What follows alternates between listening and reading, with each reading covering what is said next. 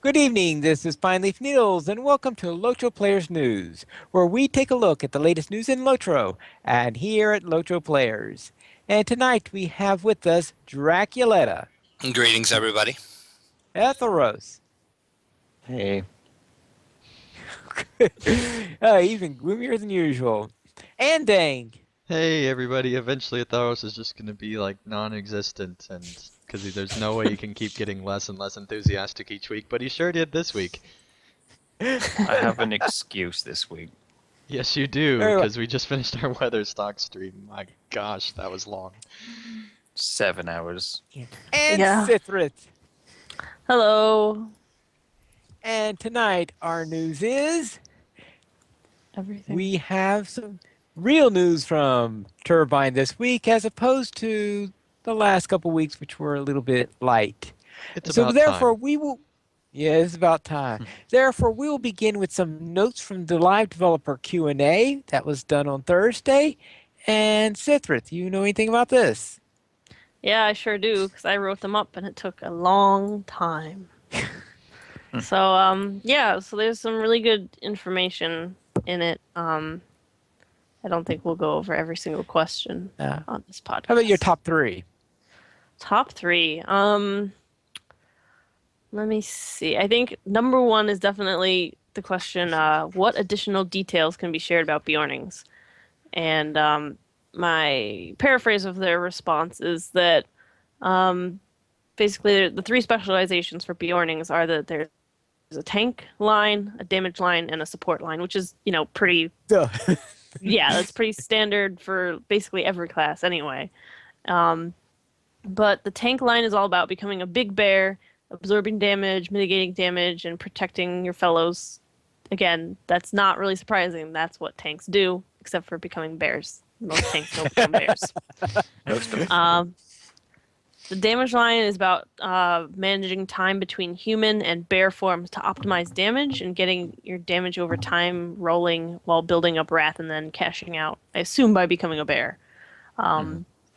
And then the support line uses a marking mechanic with either offensive or defensive marks that alter the skills in different ways. And of course, as we've talked about before, Bjornings have no power. Instead, once they enter combat, they start building up wrath. And then once they enter bear mode, the wrath starts draining away. So that's probably my number one question that was asked. Number two question is probably also Bjorning related. Not because I like the answer, but because I think it's important to talk about. Someone asked why start Bjornings at level 50. And they said that the challenge of a game that started out really big to begin with and then just continues to get even bigger all the time is that with the Bjorning, if they went back and they started the Bjorning at level 1, we wouldn't be able to play the class for like a year and a half. So there's already tons of work as it is because it's an advanced class, just starting from level 50. And because it's advanced because it can take on tank and DPS and support, but it's light armor. So a light armor tank is an interesting thing to deal with, I suppose. So Yeah, I guess that's our first light armor tank. I didn't even think about that until now. yeah, Well, I've heard of it's just some people do play tankstrels. That's true, but I think that this I will be know a it's little not bit intended different. to be that way. I think this will be this a is the little first different though, class Pine Leaf. that's light armor and designed to be a tank. Yeah. And then top third. You can do more than 3 if you need Good to. question. Um, Around does the anybody else have stuff. Yeah, more let's The go. the questions after that Gondor at the one is maybe? pretty Think about interesting. All right, which one, Um, Atheros? Let me see here. What other parts of Gondor can we expect to see? Will we see more Western Gondor? When will we see Minas Tirith? West Gondor is only the starting point. Next we will see Eastern Gondor with Peligir, which is under siege, then on Skiliath, and then around out next year with Minas Tirith. I'm wondering what else we're going to see in Eastern Gondor aside from Peligir. Because I presume it's not going to be just that place. I mean, even Still with though, we see seeing a with city Dolmen that Morphix. size under siege is gonna be amazing. Mhm. Oh yeah. Maybe Well- we'll see the Haradrim there. That would Possibly. be It pretty would awesome. make sense to see Haradrim down there. I mean, Hmm. you are getting pretty close to that Mhm. region. And I'm sure that the Haradrim have an alliance of some sort with the Corsairs. That might also be our first glimpse of the mountains of Mordor, if we don't see them in the Dead Marshes, because I think that's fairly close to them. Ooh, I like this one. Right? How are you going to improve epic battles? There's lots of small changes in Update 14, especially around solo duo combos being smoothed out. We're also changing the contribution of initial traits to get you going better and also giving 4 trait points to start with. We're also changing aggro mechanics. So if you attack a mob that isn't engaged with an NPC yet, it will attack you. Thank goodness. That has been my number Yeah. one gripe with epic battles. And with All update right. 14, they are finally improving it. That makes me very happy. What do you think, Drac? Does Okay. this change your mind? Yeah. No. That All doesn't right. But surprise what me. do you like about this list, Drac? The thing that stuck out to me was the update for kinship little note. Where they're thinking about doing maybe some weekly deeds for a kinship or like a group quest or something that kinships can do together. A lot of other games that I play have this mechanic, and it is really awesome. It really gets your kinship on and playing, and you actually feel like you're doing something as a kinship because you're getting, most games you get something that you can then spend on something to better, like the kinship house, or you can get buffs or something for your kinship. I'm not, thinking they're going to go quite that far with it, but I think it's a good step that they are looking to add something for kinships, though. All right.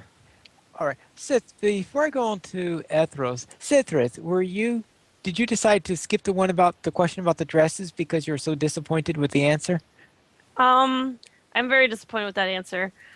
Okay, so basically, the question was, someone was like, just, give us dresses for festival rewards again, please. That's not really a question, but that's what was said, and they talked about it. And gosh, this answer is so disappointing. Basically, they were like, before they had dresses and the tunic pants combo, for every festival as rewards. And I guess their thinking with that was that the tunic and pants were for like male characters and the dresses were for female characters, although the tunic and pants are general, neutral, whatever. Yeah. But then they I guess to cut down on work that they have to do for festivals, they decided to just go for the robe for every single festival because a robe is general neutral. And so we just get robes and tablecloth horses, and so it's easier for them to do. And they're like, "Oh, I guess we could do more rewards." It's like, "Yes, please." Yeah, but heavies, I don't think heavies like robes all that much. No, And we don't. right, and yeah, you don't. I could see it for a lore master or something like this, but I can't see a I tank mean, wearing. I guess their thinking is like it's festival clothes. Like you're not going to wear a dress or a tunic into battle, and Yeah, like but the no one's robe going to is kind wear. of. Yes, but no one's going to wear a. Okay, but a tank type class person isn't going to wear a robe to a festival. They'd rather wear tunic and pants for dress, depending on their gender. This is true. I mean, I'm not, arguing with you. I know, I know. This This is more is- tailoring to personal taste. A lot Right. of it. And Anyway, there is one other question I'd like to point out just above the Okay. dresses festival words.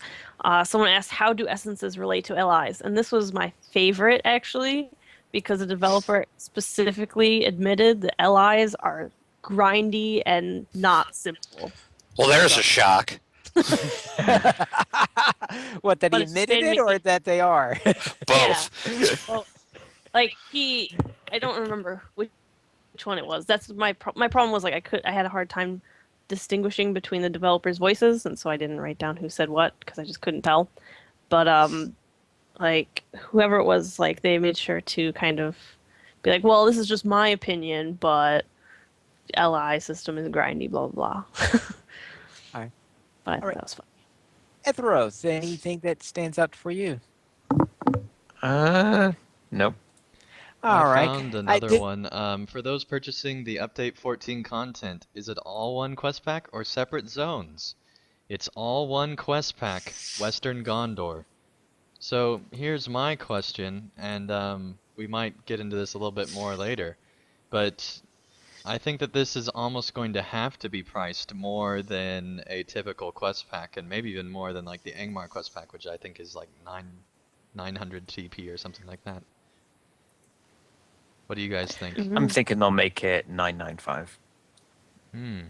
That would be making it in tie with the Mirkwood expansion, how it is Yeah. now. That being said, though, just the quest packs for entire expansions are like 4,000 turbine points. So I'm thinking it might The be Rise closer of to. Rohan one was. Well, The it's Rise of lower Rohan now, but at wasn't the that. time, but they both were At the actually. time, it wasn't even At the 4,000. time, That was they the whole both were expansion. 4,000 though. The quest pack for Rohan wasn't. It was like 1,200. Something like I that. don't think so, because I remember reading the And I CSGO remember article for I both. bought. No, the entire expansion for Rohan was about 4,000. Okay, The well they actual changed that with just the Helm's quest Deep though. pack. Yeah, with Helm's Deep you can only buy it as a whole. You can't buy the quest pack and then not the Right. other stuff. See, at 9.99 seems reasonable just for the quest pack, then I guess. All right. Now, my one little note I noticed in here is that someone asked, "Do they ever consider 1v1 hobnanigans?" And they said, "Yeah, we tested it and we didn't think it was fun." Well, the rest of Some- Homelagans isn't fun either, so. yeah, some Wish they people say tested that that 303 isn't fun. Yes. All right, we'll head on then into the U14 videos that. Actually, no, that skipped it. Sorry, I forgot Shield. Yes. Sithrid, what about the Real strategic quick hobbit though, incursion to I would like to evacuate lost say, doors? real quick, I would like to say that I love the fact that they did this developer chat, and I really, really hope that Sapiens and the other devs try to do a lot more of these. At least one per big update like this. That would be just amazing.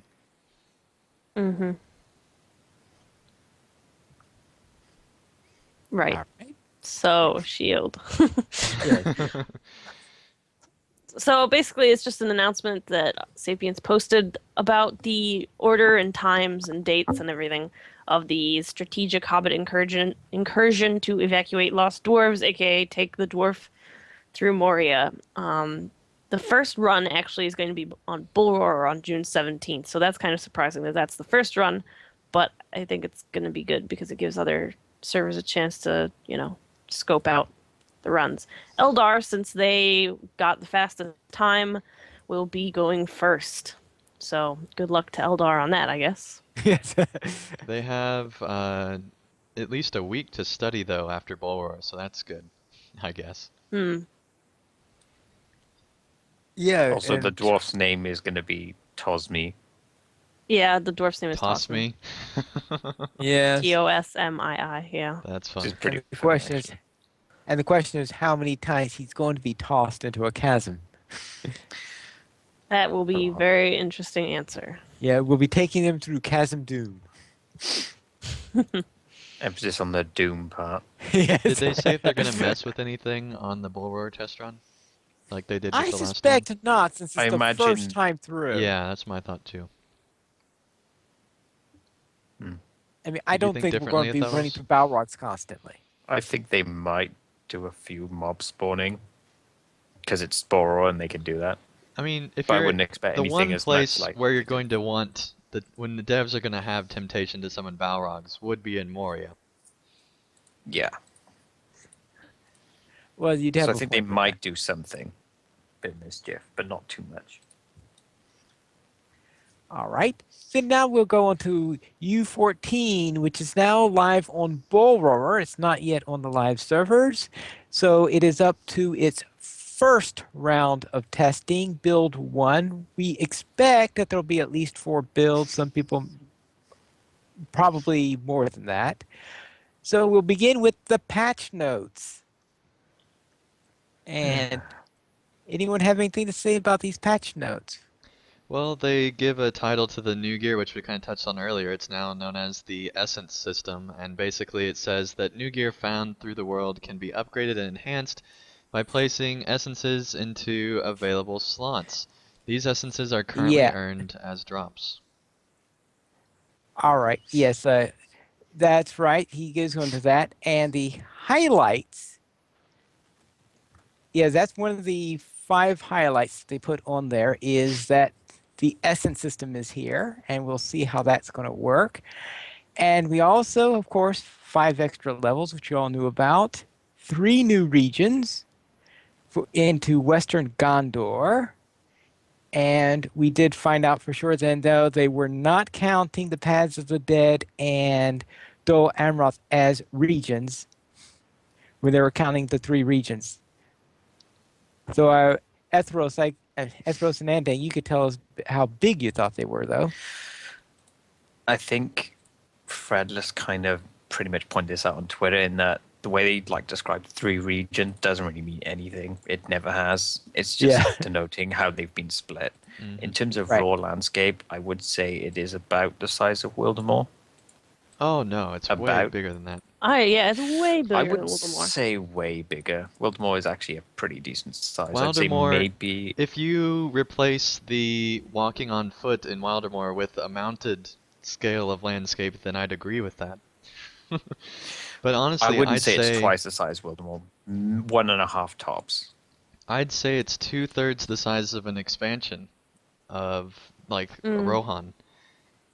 I don't know. A lot of the landscape at least right now, you can't actually go to. I mean, I the realize stuff in that there is Path that of the gap Dead. in the middle, but still, it is a ton of landscape. They haven't fleshed it out like I expect them to. But if you actually ride from the top to the bottom, or the left to the takes a right, long it time. takes forever. It's a very, big. very big landscape. Even if you're just running straight, not But- trying to take screenshots or anything, it does take a long time. But it is mounted, so that does make it feel a lot smaller. It is all mounted from what I could see, except for Paths of the Dead, obviously. Which is actually also a mounted. Well, technically can yes, actually. but I don't think you'd really want to. And well, it depends on what they put in there, I guess. In terms of raw size of it's more scale. Again, they've pretty much consistently got that at this point of making zones feel big. And it looks like that they have this looks like their end game style for this particular area is the City Watch of Dol Amroth. I presume it'll be a while before we figure out how that works, since we'll have to reach level 100 to actually start it first.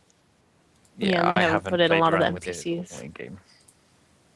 Well, what's kind of interesting we'll about see that how is that it's like an established city that sounds kind of sort of like Hypebold.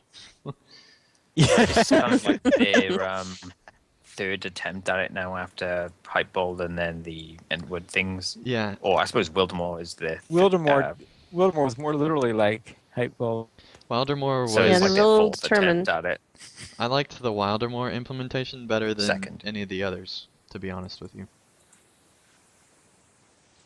This is like their fourth attempt at it now, so we'll see how this goes. We'll Yeah, see Yeah, I they how hope sure that- do love their daily repeatables. I hope they try to make them more interesting actually this time. There's a 'cause reason most MMOs do them.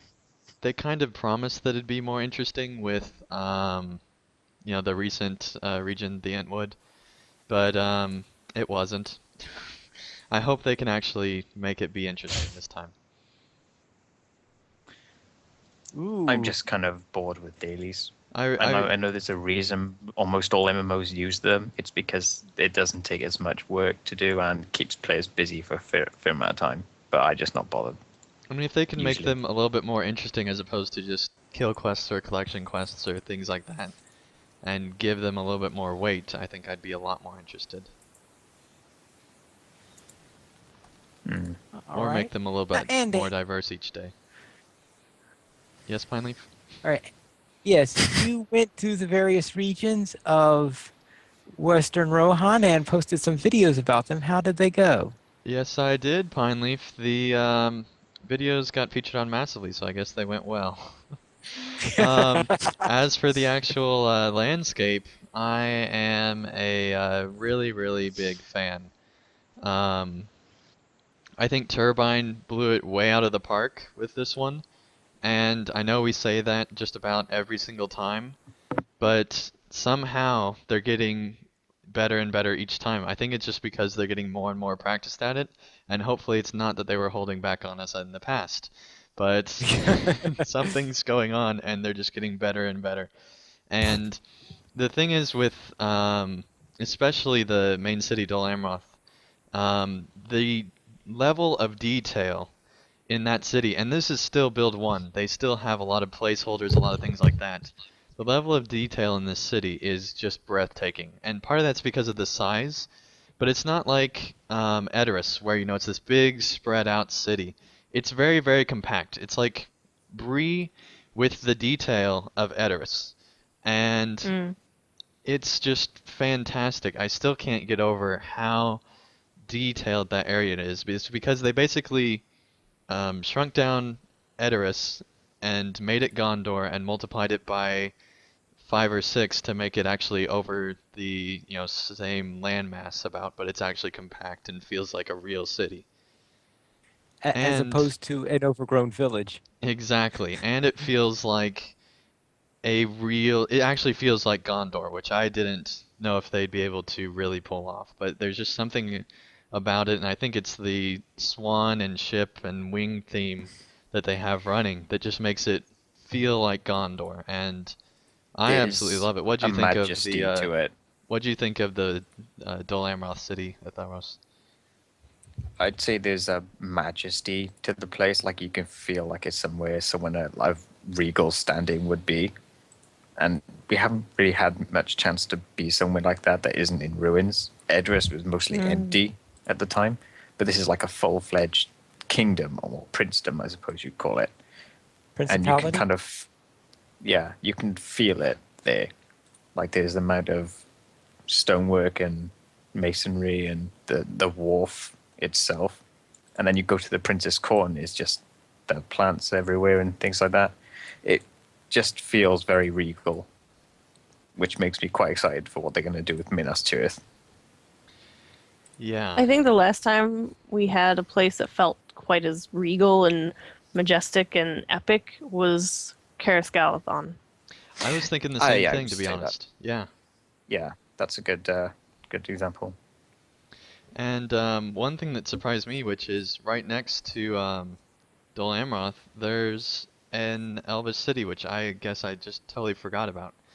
Um, and Yeah, it can be your origin if you make an elf Yeah, character. yeah, I can. yeah, and a lot of people were saying that I noticed in the chat in some other areas that they just completely copied and pasted from that one city, but there's actually totally new building types in this city, and plus there's probably also a lot of placeholders as well, as usually this point in the beta, that's how it works. But I was thoroughly impressed with that city as well.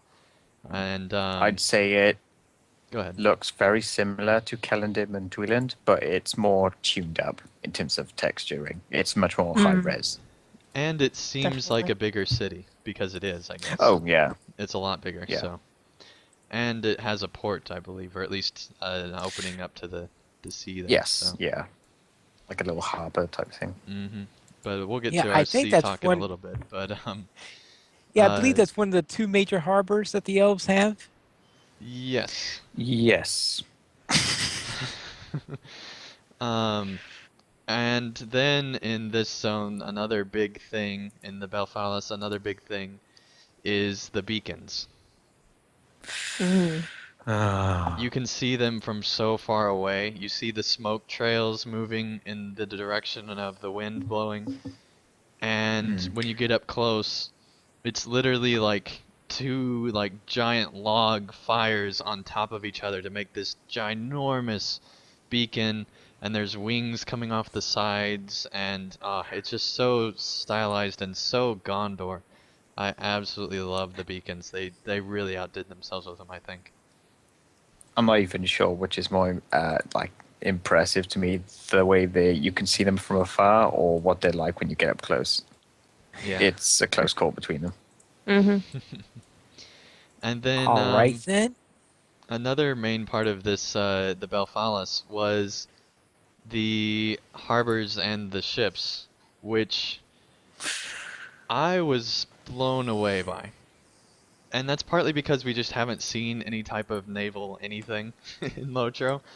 And one thing that I really want to touch on, because the ships are pretty cool, but they're still, I don't know if they're 100% finished, but they might be. There's really not that much to them. It's just like the deck, and there's like maybe some enemies on them, or hopefully they'll put allies on the other ones later on.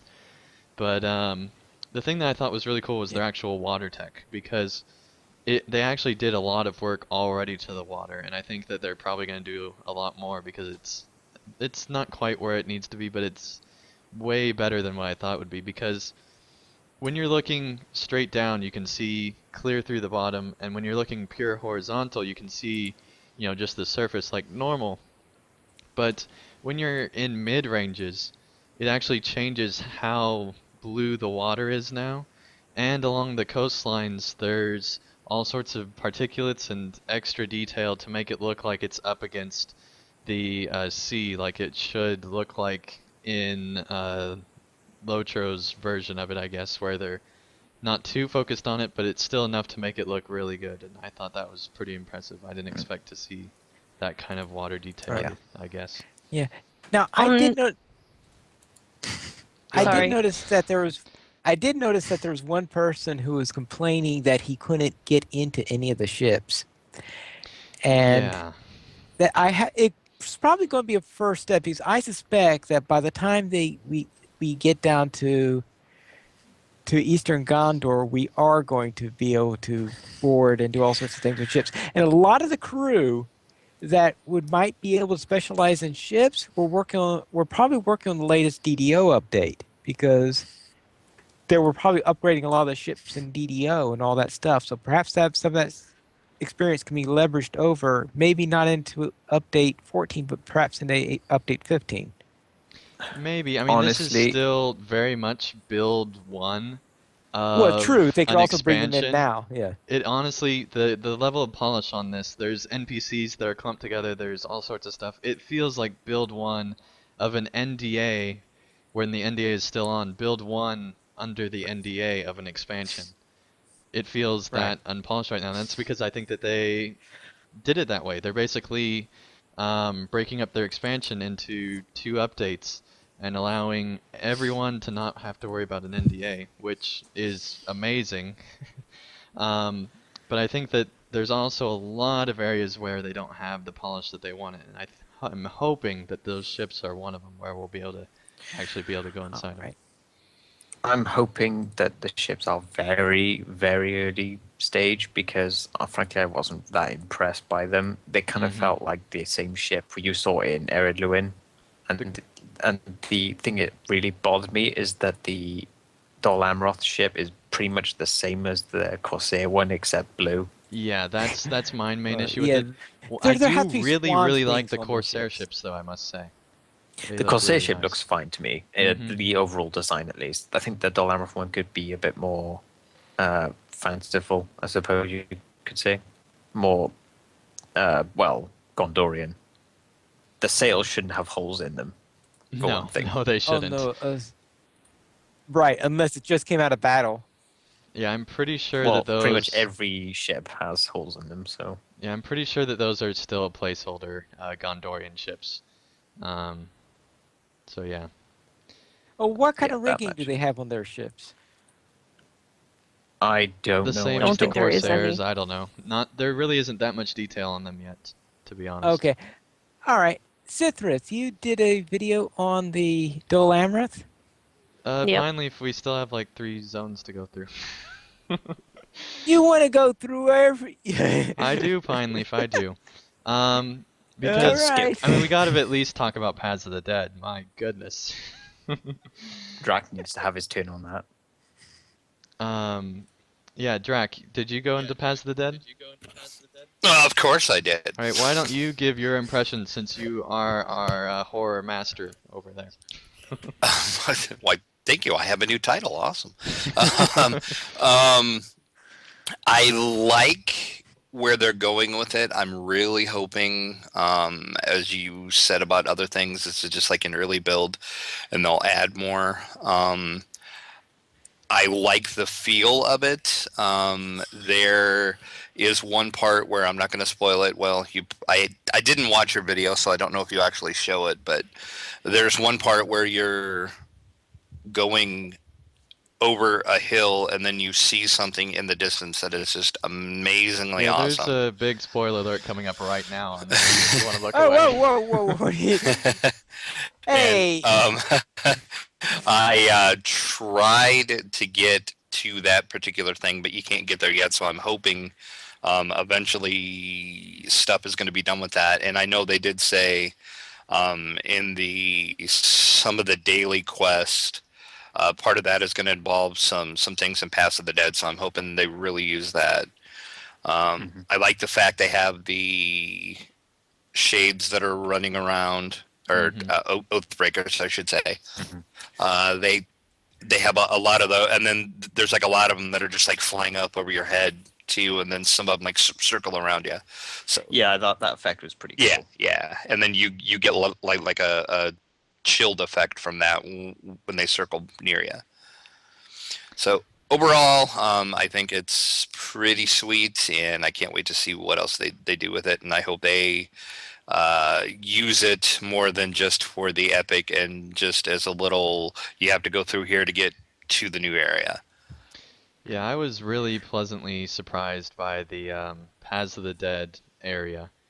Um, I still can't believe how well they designed some of those locations in there. It was a lot more fleshed out than I expected it to be. But at the same time, I think it's really just that area when you go over the hill that's really fleshed out. I think the rest of it could use a lot of work. The actual Yeah. path of the Path of the Dead is boring, really. There's not much to it in terms of textures or appearance. It's just sort of a generic black cave path. And that's with where I mushrooms everywhere. hope it comes in that they really add more to it. I'm hoping that was just like a placeholder, because they can do so much more with it. Yeah. Yeah, and then the final two areas, which are actually um, fairly sizable, are relatively the same, I think, um, in comparison to Dol Amroth, because there's really not, and Belfalis, because there's really not.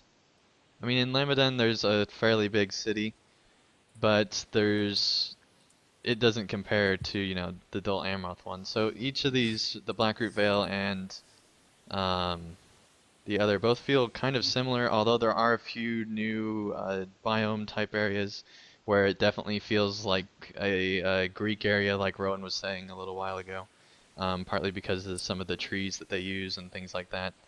But in general, it just kind of feels like Gondorian countryland. It kind of reminded me of Limelight a little bit too. Yeah, Limelight and the Plains of Rohan, but with Gondorian buildings instead.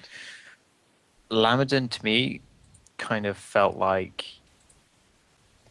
I think with the trees, I think that made it more distinctive than anything else because they had white and like pink blossoms. Yeah, that was cool. That was like their distinction, which made it different from the other areas. They also had that swampy area too, because you have to have a swamp in every zone.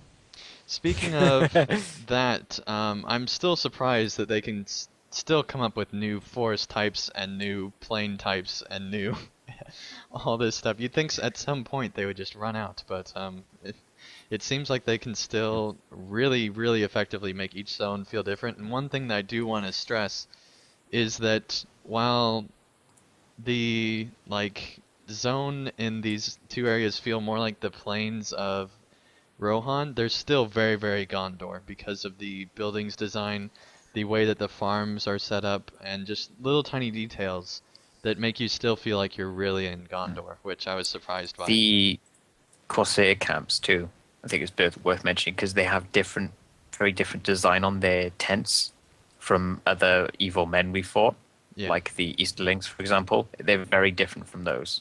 The Mhm. design itself is different. We haven't actually seen the skins because they're all pink, Yeah, they're just fabulously pink. placeholders. But yeah, so it'll be interesting to see what they look like. But yeah, I think the first town you visit is actually worth a mention because that is like the first impression you get of Gondorian architecture, or at least modern day. And one thing in I particular suppose. is the furniture and the walls on the inside. They use a different type of wood. And I know that sounds like a really stupid thing, like Andang, why do we care about the different types Yeah, of wood? But it does make it feel totally different, and it's the smallest little detail that makes the biggest difference. Also, that different type of wood is also crafted in such a way where it looks like a lot higher quality craftsmanship, and like they actually cared like where each board goes because it's actually flush as opposed to Rohan's layered boarding. And it's just a small detail that yeah. totally changes the feel of the interiors. That one house with the kitchen that had the cast iron kind of Mm-hmm. cookery devices. You don't really see that in Rohan. It was more wooden stuff. You can kind of that's the like the distinction in terms of the materials that are used. Yeah. It's very distinctive. Not so just that, the design of that town, it felt, I think we said it more compact and kind of almost stacked on itself. The way it's done, like Rohan was often a lot spread out because they had the space for it, and that's kind of the way they lived. But with Gondor, they're a lot closer together for safety, I presume, more than anything else. Yeah, and I mean, you really feel like it's close in the streets of that one Gondorian city, even more than Bree. Like they are very tight. I mean, the alleyways in Bree are tighter, but the actual like, general streets in Bree are Mm. much, much more open than this streets in this first Gondorian city. And I think it that first town is actually done. It's a lot more mhm. polished than the other ones, I It found, because they had a lot of feels those non-interactive NPCs. Yeah, it feels totally different than anywhere we've been just because of how compact and the different art style. And yeah, I really love that first town. It feels very Great Gondor. introduction to Gondor. Hmm. Probably worth mentioning they're in that same like zone area that they have the new land textures and the new trees that they put in, and I think they kind of changed the way the water looks too.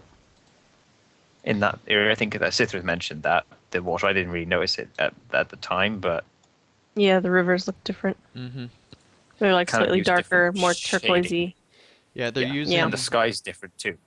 Oh, yeah, the Mm. sky. My gosh, they have totally different types of clouds, and the clouds are more vertical and they're wispy, and so they make it feel kind of like when you have like a vertically lined shirt, how it makes you look taller. It makes the zone feel so much bigger, and it's just a small little touch, and it creates sunrises and sunsets that are totally different than anything we've seen in Middle-earth, and it's gonna create all sorts of new places for screenshot people to try to get fantastic shots. So I'm excited to see what screenshots come out of that. It's just those subtle little differences from I think major one being Rohan that make it feel like a different, not just a different zone, but a different like region of Middle Earth, a different kingdom. Yeah, it It's just those totally little things they put everywhere. exactly. It totally changes the feel, and you really do feel like you're on the other side of the mountain in a totally different area. You definitely feel like you're Mm. on the other side of the Misties. Yep.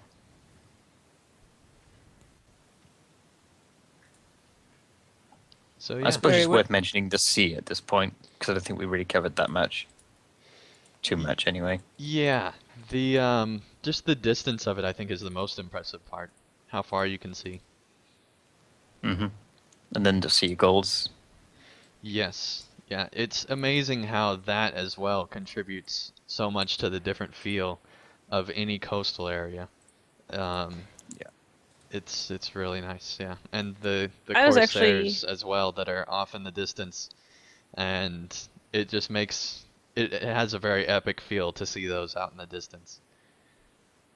I was actually kind of disappointed by the sea. I know I was talking to you guys about this earlier, but like, yeah, you can get the particulates when you get up close to the sea, but I think like standing in Dol Amroth and like looking out over the sea if you look at the water, it does not look very good, I don't think, from those heights and those distances. Like it kind of breaks your immersion and it looks like video game ocean water, I which is think kind of the to only have disappointing. the problem water I had, stretch that far, though, that you kind of have to do that or risk a lot of players having issues running Lotro. Mm. I think the only problem I had with it is that when you get to a certain point out there, there's sort of like a thick black line where you really see the boundary, Yeah. and I think Mm. that's something they'll need to address. And Yeah. I mean, this is build one of the beta, so I'm like I said earlier, I'm really hoping that they will change a lot of the details and keep improving the water because it does need Something it I in certain actually areas. heard that actually apparently is true for the sea is that when you're swimming in a certain direction, it's actually against the tide and you actually move slower. And I Yes, I think I noticed that. might have noticed that Hmm. when we were out there, Yeah, which is I actually a pretty cool when thing. I was swimming, I was trying to swim back inside the city because I fell off a cliff. And the cool thing about water in Lotro, if you haven't figured this out yet, is if you fall off a great height into deep enough water, then you will actually be able to live from the fall because the water will, not make it be so bad. Um, and so I fell off and had to swim all the way around the zone just to get back up because there's a lot of very vertical cliffs right by the water in this area of Gondor, which makes it be much more striking and makes the zone feel a lot bigger, I think, as well, just that height along the coast. Um, but it also makes it very long to swim around, and I was definitely swimming against the tide too, because I right-clicked once and I was like, I think I'm moving faster the other way. So I actually timed it between these two areas, and it is that way. I thought that was really cool, how you have to swim against the tide.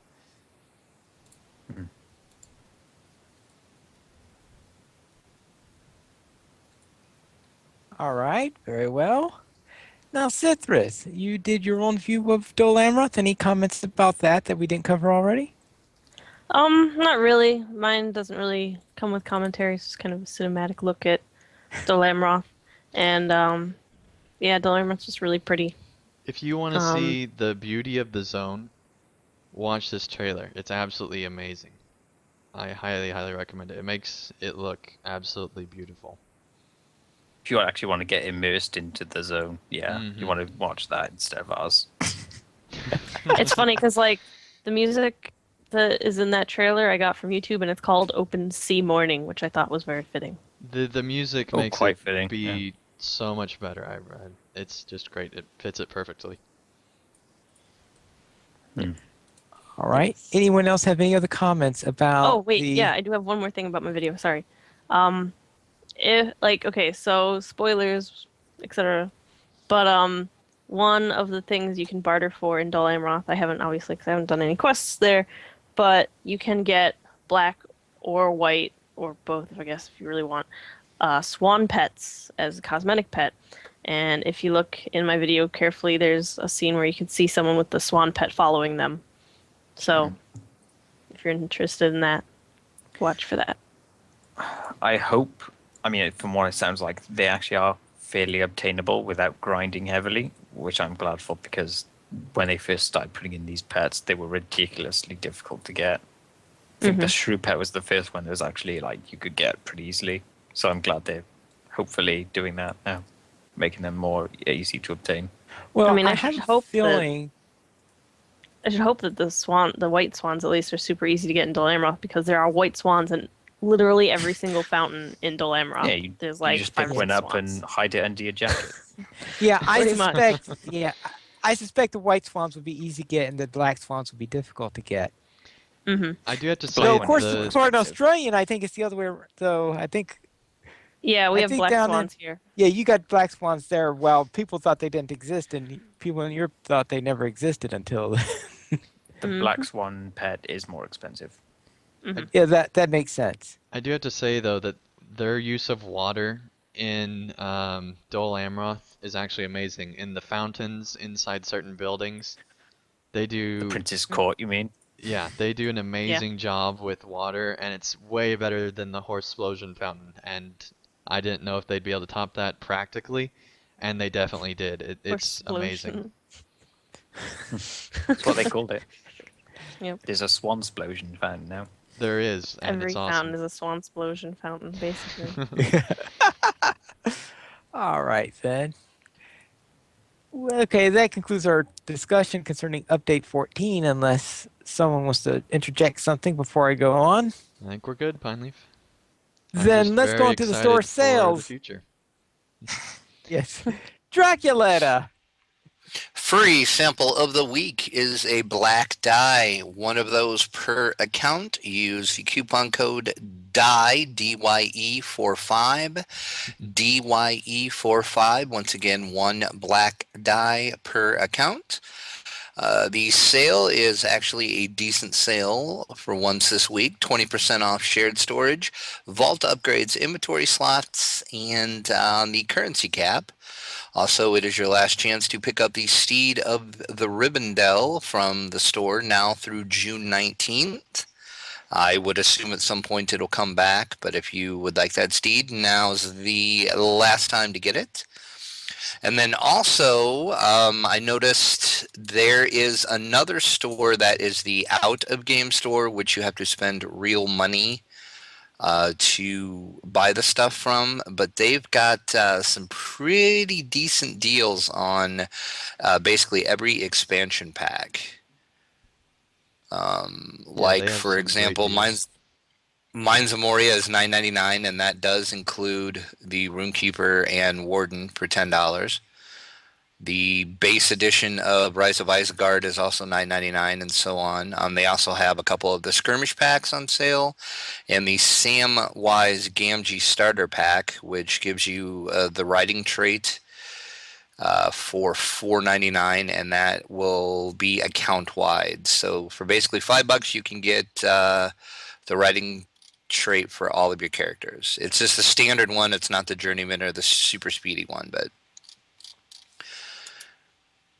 And then there is, which this is confusing, then there is another store, which is not the same store. It's very confusing, but they have the quad pack, which is Mirkwood, Isengard, Moria, Mirkwood, Isengard, and Rohan, and that's $20 right now on sale. So that is a heck of a deal as well. One of the stores is the new store type that they basically allow you to apply it straight to your account without getting a code. And the Lotro Market is the one that allows you to actually get the codes and give it to your friends. So that's the Oh, difference. okay. I Mhm. couldn't figure out what the difference was. It Yeah, was that confusing. was a big deal when we were wanting to do a Helm's Deep giveaway, and they didn't have the Lotro Market up at that point, like updated with Helm's Deep. And yeah, that was a big ordeal for a lot of players. Yeah. As for the items, yes, I actually bought something from the store this week because I Wow. had one more slot of shared storage that I guess that was added in a recent update. So I bought that during this week's sale. I'm surprised there's anything left for you to buy, Pineleaf, with that many characters. You gotta have like a ridiculous amount of turbine points. I mean, Yeah, I just do have a figured you few of already them. spent it all on everything. All right. Yes, let's go into the site news, and we'll begin with Lotro Players Adventures, episode 19, Troll Punting. And what's this about punting trolls? Are we punting the trolls, or are the trolls punting us? Ah, that's a good question. It was pretty one-sided. Yeah, we own the trolls. I think this was the last of our Angmar episodes too, if I remember right. Yeah, I believe so. Finally. Seems like it's taken forever. But there were a lot of Yeah, instances finally. with Angmar. I think all we have left now in Eridor is Helagrod, and then we're Helagrod. moving into Moria, which is going to be a fairly long time in there. Yeah, and just a reminder that there will not be an Adventures going up on Tuesday because we went to Weatherstock, and so we spent our time doing that instead, which I'm glad we did because it's a fantastic event this week. Exhausting, but yeah. Yes. All right. Cithrus, I am curious about why you call this outfit Noldor. I know it's related to the Noldor, but I'm trying to figure out why you call it Noldor. It sounds like a hobbit name to me. Noldo is the singular for Noldor. Hmm. Noldor with the R at the end is for like plural, like for elves, Cool. multiple Noldor elves, you know. But Noldo without the R at the end is for a single Noldor elf, I guess. All Um, right. I did research. Awesome. So yeah, this outfit took a while to put together. Um, I got someone requested that I do a like outfit for an Noldo elf, and yeah, I was trying to find like star-based stuff because Silmarils, you know. But Mm-hmm. ultimately, I went not in that direction, as you'll see. It uses a contrast of like steel blue dye, which I've been using a lot of lately in my outfits, and gold, and they represent different aspects of elven culture. And yeah, I really like this outfit a lot. Right. And thank you very much. And out of curiosity, how many outfits have you actually designed in all for your various characters? There's no number count. I have no idea. Sometimes I'll make an outfit and like wear it once or twice, or like for like one or two play sessions, and then change it. Sometimes like I'll have the same outfit for years. Like my main character Sisruth has some of the same outfits. Like the Gossamer dress, winged circlet, cloak, the dove thing is like my outfit that I just wear all the time. Your But Gandalf outfit. that's my Gandalf outfit. Yeah. Yep. But yeah, I don't know, thousands maybe. I mean, I've Okay. been really into outfits ever since the cosmetic system was introduced. So, All right. Thank you. And Dang, what's your video highlight for this week? Well, Pineleaf, this week the video highlight of the week is still live, and this is actually not a Portal parody.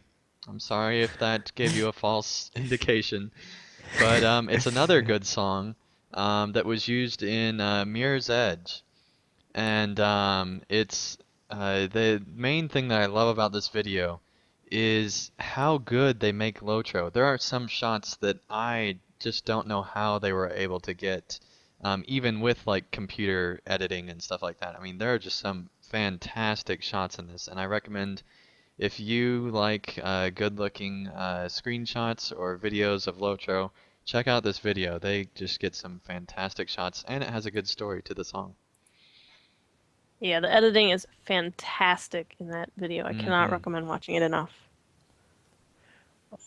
Right Yeah, and then. the most surprising thing about the whole thing was that the video, when I found it, only had like 200 views. And it Really? honestly is probably my favorite visually Lotro video I've ever seen.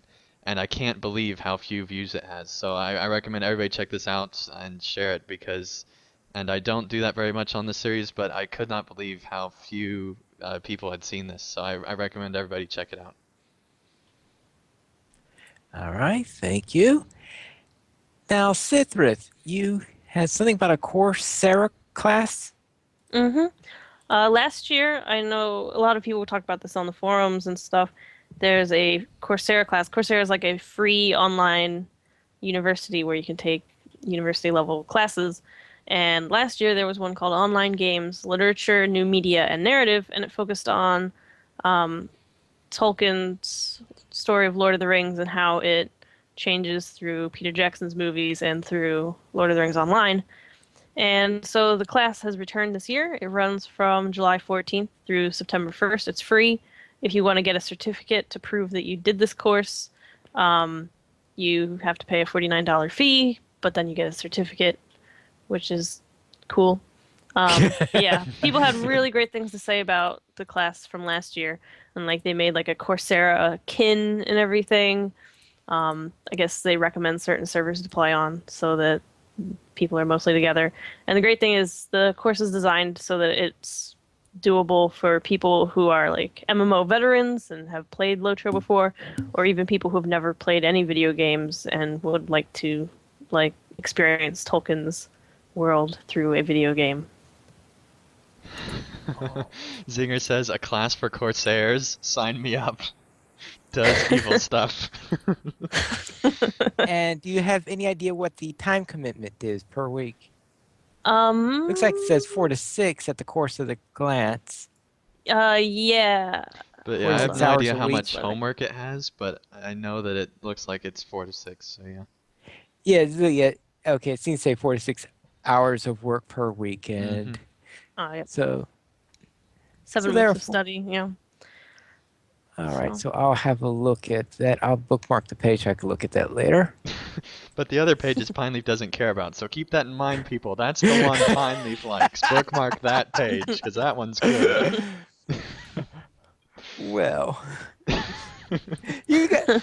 I know. Back in college, I actually took an English romance course, which of course included the Lord of the Rings and some of the Arthurians. Oh, cool. Where'd you do that, if you don't mind me asking? Hofstra University. Ah, awesome. I'm an Yeah. Cool. English major. I wish I had taken there were any Tolkien related classes I could have taken. So what was Yes. that But like, it's Pineleaf? awesome. Oh, that. Well, yeah, that was a very, very nice class. I was able to look into some areas I had never done before. For example, the some of the early Arthurian stories, such as Chrétien de Troyes' version of Percival, for example. I found that very interesting. He also included a Gothic story called The Castle of Otranto, which is very unusual. Oh, and we read C.S. Lewis's Paralandra, since C.S. Lewis Okay, was also an Inkling, and right. of course a friend of Tolkien. So we could Cool. see some of the interesting and the semester after that I took Milton, so I was able to compare Paralandra to Wow. Paradise Lost. So it made one of my probably the best paper I wrote during my college courses. That's why you're the host, Pineleaf. We just didn't know it yet, that's why. All right. It's now we have that concludes the players news. So now let's go into our special topic for today, weather stock and reactions to that event. We're still alive. Yeah, We're that was a still long alive. stream. Is that the video highlight? No. I'll have to confirm it later, but that seems to be the case. Our Skype call for that lasted over 7 hours. It was almost 8. It was almost 8 by the Yeah. time we all hung up, yeah.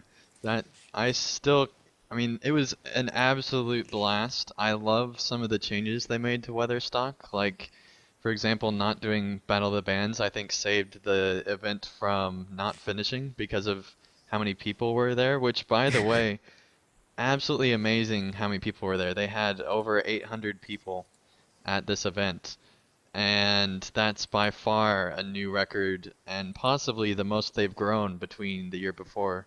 And we think it's probably because of Sapiens' stream. But what did the rest of you think of Weatherstock this year? I think it kind of felt more organized than last year. I mean, last year was my first, so I'm not sure how these generally go, but it kind of felt like there was a lot more lag and disruption in terms of using emotes and setting off fireworks and stuff like that. I think this one felt more, people behaved more, I think. I'm not sure whether that was because of Sapiens' stream or if people had just learned more this time around or if people just paid more attention. Yeah, I'm curious on that too, because last year there were trolls that were actually trying to mess up the event.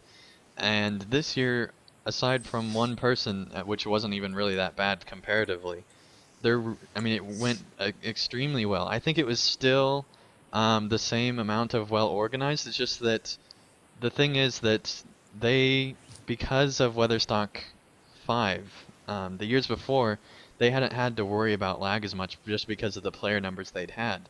With Weatherstock 5, they didn't realize that they weren't going to be able to do Battle of the Bands anymore and some of the other things that they try to do to actually cause the server to lag, because that was kind of a joke, was, oh, let's try to make the server lag out. But then when it actually does for an extensive period of time like that with that many people, and you can't really do that. So the bigger and bigger the event goes, the less they can do that type of stuff. So I think that this year flowed really well because I don't think they had anything to try to actually lag out the servers. So I think that it flowed a lot better this year.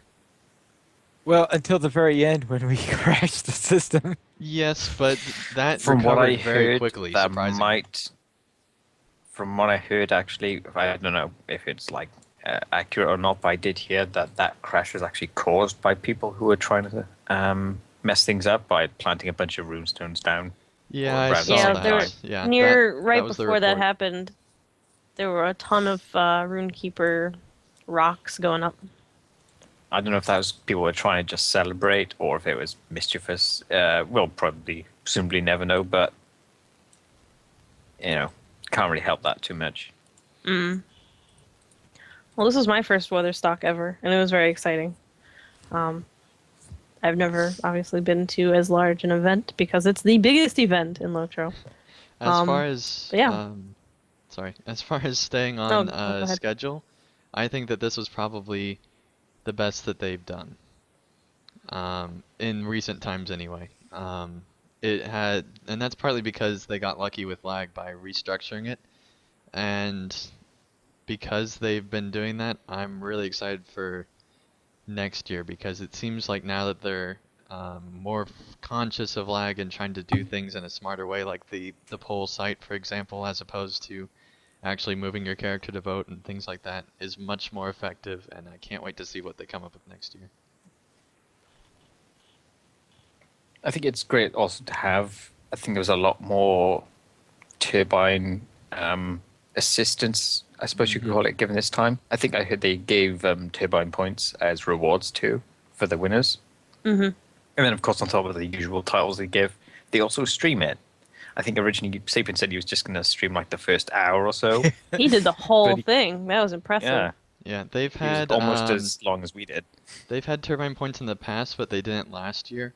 This year, I was very impressed by Turbine's involvement. It is the biggest event by far in Lotro. It gets press coverage outside of even MMO sites. I'd Still say it's gaming the sites. biggest regular event, like yearly event in any MMO. By far, and by definition, possibly any game, because MMOs are the biggest game as far as that goes in the same when you're in the same world. So aside from like Eve and stuff like that, where it's specially designed, I definitely agree. I mean, it's definitely a one of a kind thing.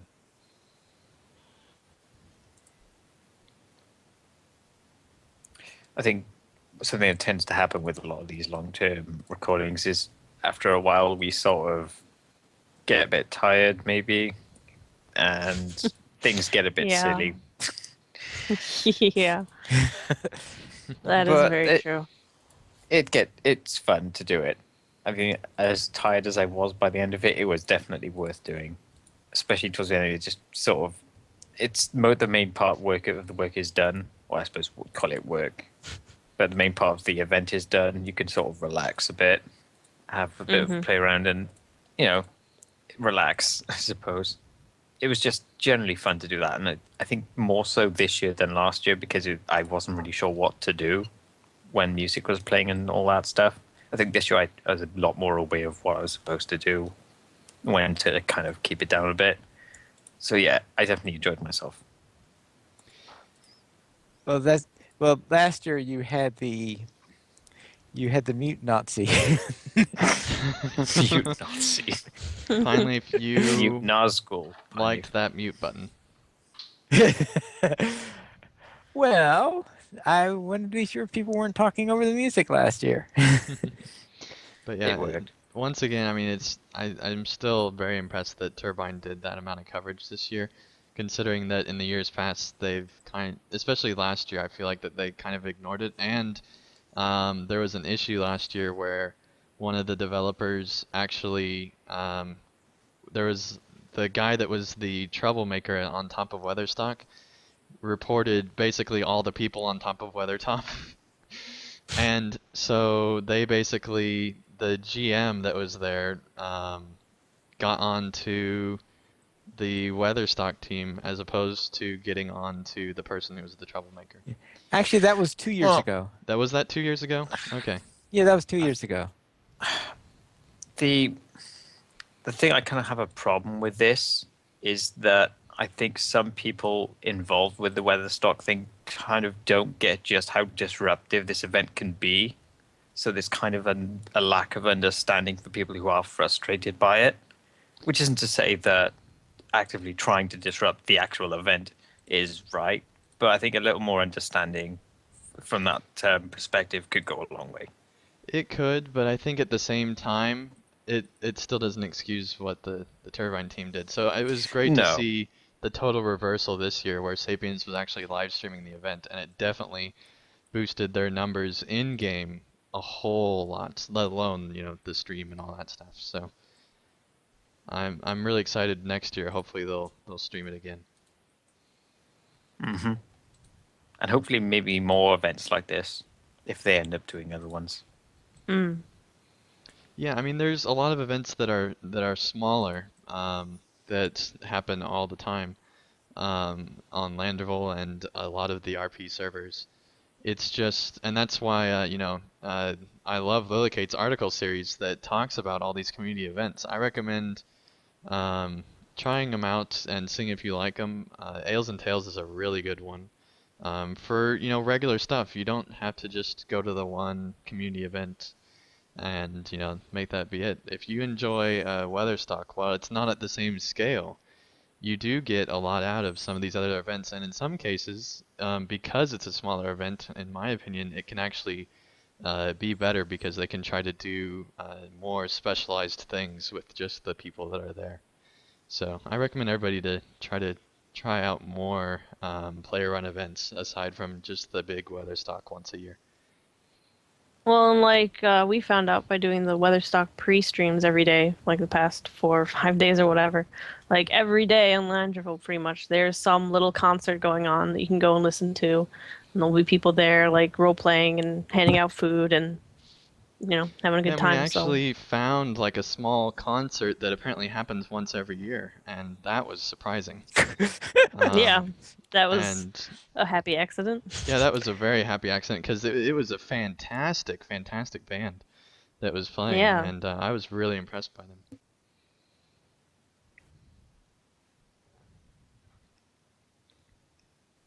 All right. Is anyone else have anything to add?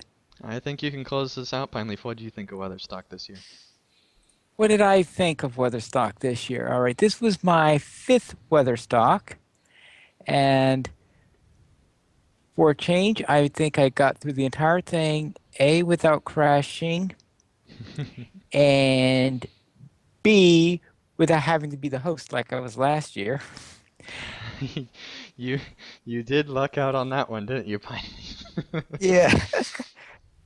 I don't know who looked out, me, the audience, or the people who were not being muted whenever. You did a great job last year, Pineleaf. I Yeah. really wish you would have hosted this year, but oh well. Well, I wasn't sure what time I was going to get home today, and in fact, I think I got Yeah. home a couple minutes after you started the stream. So, Yep, but therefore, I don't think I, get that game. But I suppose that next year is another possibility. We will see. But I thought everything went well. We had the good music, and yeah, it did look like that they tried to get the timing down to be sharper mm-hmm. than Yeah. they have in the past. Because I know that during my first few weather stocks, they would have someone from the Lonely Mountain Band playing an interval piece while we're waiting for the next group to set up. And now it looks like as soon as one group was finished, there's almost instantly the next group was coming up on stage and ready to play. So things were a lot sharper, more organized, as you could say, but I guess that's what you get out of practice, finding out what works and what doesn't work. And this was their sixth weather stock, so yes, we have lessons learned from previous years. And I just know that I once gave a speech concerning lessons learned from Weatherstock and what I learned from going to Weatherstock for the various years. That's cool. Where'd you give the speech? It was at my Toastmasters clubs because Finally, so it you wasn't to a are the group of gamers. coolest person in the world, I think. I mean, at least in the LOTRO community, because I mean You took classes on Tolkien. You go and tell speeches about Weatherstock. I mean, you're an awesome dude. And we just now found it out on episode 51. So see all sorts of new things happening in the new season, so to speak, of LOTRO Players News. And we found out that I'm Gandalf, apparently. Well, yeah, that too. Yeah, all these wonderful things you learn. Yes.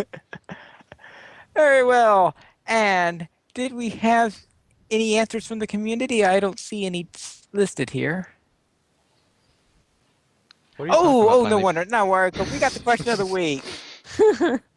Okay, Spoilers. it's been a long day. Yes, yes, it has. Yes, it has been. Yes, we are now going into the question of the week. So, therefore, who's going to hold this one? Etheros? Yeah, this is mine. The topic I decided to use for this week is discussing the free-to-play model and the various implementations of them in LOTRO and other MMOs. So the first thing I would do is just briefly cover how LOTRO's free-to-play model works. There is a link that will be in the show notes that shows you that has the table of the different things that change depending on what type of subscription access you are at. But generally speaking, you get the first, say, 30 levels for free. And after that, you either buy things with turbine points that you get in game, or you purchase through, buying turbine points. There's also various aspects that are restricted to you, but I didn't want to talk too much about it since that's going to tie into our thoughts on how it's currently functioning. So the first question is pretty simple, really. It's just what aspects of the way LOTRO's free-to-play model is currently working do you actually like or think is worth maybe using in other MMOs or other free-to-play MMOs out there? Anding. Aside from the prices, I love LOTRO's free-to-play model, particularly the fact that you can get turbine points just by doing stuff in game. And so if you create enough characters, if you do enough grinding, over time, if you really, really love the game and really want to do that much work, or you just want to work for turbine points, you can. And I love that it's just that simple, that you can actually technically get everything for free pretty much. I mean, there's a few things that are limited to just like actual money purchases, but for the most part, you can get everything for free in LOTRO, just or not, just by grinding and spending time in the game.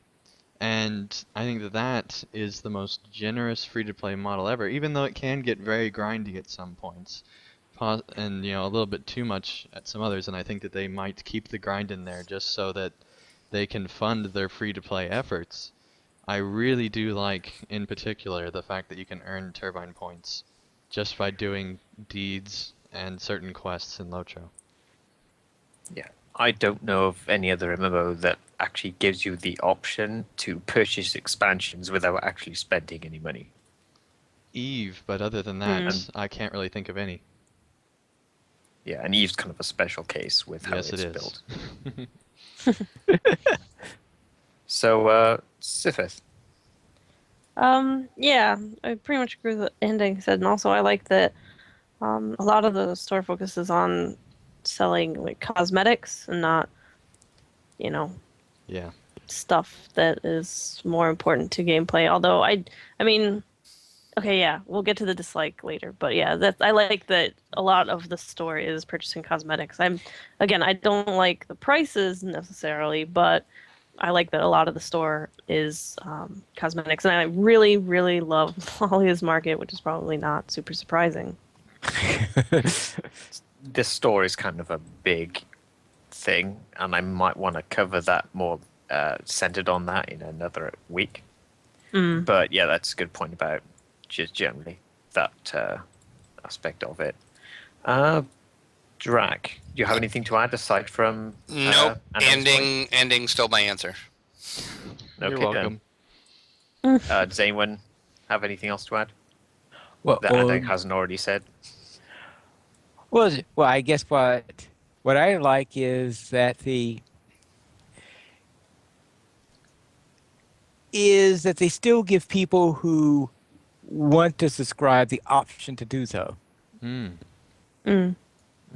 So in other words, it's not an exclusive free-to-play model, it's a hybrid model, and that people do have the option of going through the traditional subscription route if they prefer to do so. Well, here's the question. Do you believe that currently the subscription is worth it in a certain situation? Well, seeing how that, all right, obviously I'm a rather unusual case, seeing how I have a lifetime account, but I do have a subscription in DDO, and I think I'm having a lot of fun with that. And the DDO model and the LOTRO model, of course, are very close together because they're both by Turbine. turbine. Other than the fact I never understood why in DDO you don't earn turbine points. Yeah, Well, it's kind of weird. actually From you what I've can. heard, you You can. It's can just not because as I easy. do. I guess I've never paid attention if I've ever Yeah, earned any you get points it for doing through. anything then. You get them from earning favor. The first time you earn favor on a server at a certain level, you gain turbine points for that. I guess From what I've heard, you can. It's just not as quick, and you don't get It's not nearly as as quick as much. LOTRO, yeah. It's a lot more obvious in LOTRO. But I'm currently VIP in LOTRO, and I probably kept it longer than a lot of people have. Just because I see a real value there in the lowest costing version of the VIP. I don't see the value in if you're spending the full 15 bucks a month. I don't think that that's quite worth it aside from the first month, which I think everyone should spend the first month VIP, but that's a whole nother topic. Um, but I think that if you get the $100 deal for an entire year's subscription, that makes the cost be less than 10 bucks a month, and you're getting 500 turbine points every single month. And so just right there alone, if you were to buy a 500 point turbine card, they cost like you can get like a 750 point card for 10 bucks. And so just right there in that cost alone, that's basically paying for the subscription is just the turbine points in that denomination every single month. And then you add in the other things on top of that, the various perks that you get, like getting all the non-expansion quest packs for free. And especially this year with these huge quest pack areas, that's going to be a big, big deal, I think. And then you add in the fact that you also get all sorts of other perks like the Rested XP, which for me personally, doing the Epic Story playthrough and some various other things really helps me out because I'm on very limited time schedule, and so I think that the subscription can really help out a lot in that case. I suppose And that there's mail perk is nice too. the mail perk Yeah. sounds really stupid, but once you use it, it is Oh, boy. It's amazing. awesome after you use It's it. Yeah, it amazing is. after you use it. I love that I thing wanted now. to introduce that to DDO. And I do believe I was one of the first people that said that is the dumbest idea I've ever heard of. And it sounds like the stupidest thing ever, but it actually is Oh, I amazing. use it every day. And what really surprised me was when Harper was talking about them using the mail service at Weatherstock, and he actually talked about how they would basically mail all the stuff that they would need at the top of Weathertop to themselves, so don't they have to wouldn't run have to back have down. runners go all the way back to the vault, and they could just literally just click on the VIP icon, and there's the stuff that they can get, so they don't have to run all the way back. They just have it right there, waiting for them in their mail for VIP, and that's brilliant.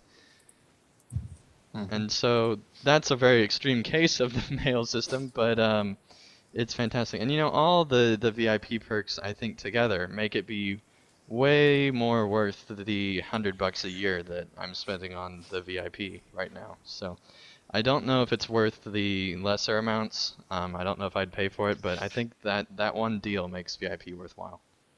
I do this 6 months at a time, and I think it's worth it. It's like 59, or I think it's like 60, basically, for 6 months. So it's $10 a month, basically. Yeah, so that's still only like 120 a year, I guess. So that's not too Yeah. bad. I think it also depends on how often you get a chance to play.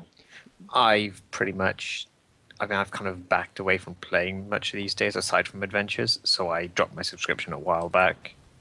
But if I saw the need to, I would do it. It's worth it enough for that. Yeah.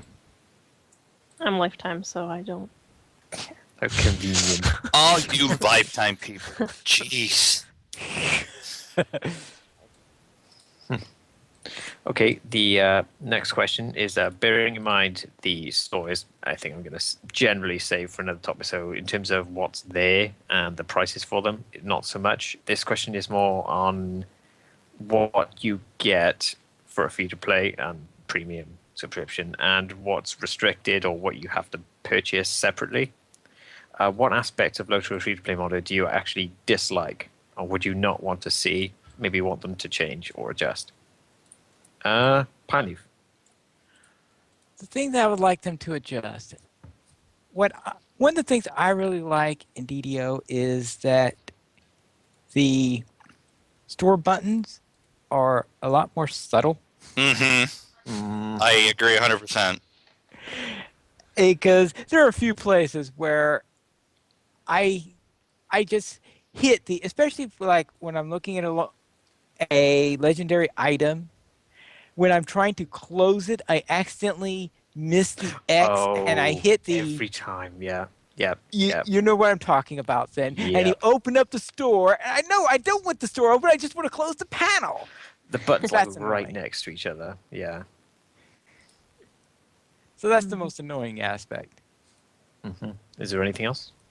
No, that's the only major thing I could think of. I suppose as a lifetime, you don't really experience a lot of this stuff. Right. Just saying, I guess. Drag.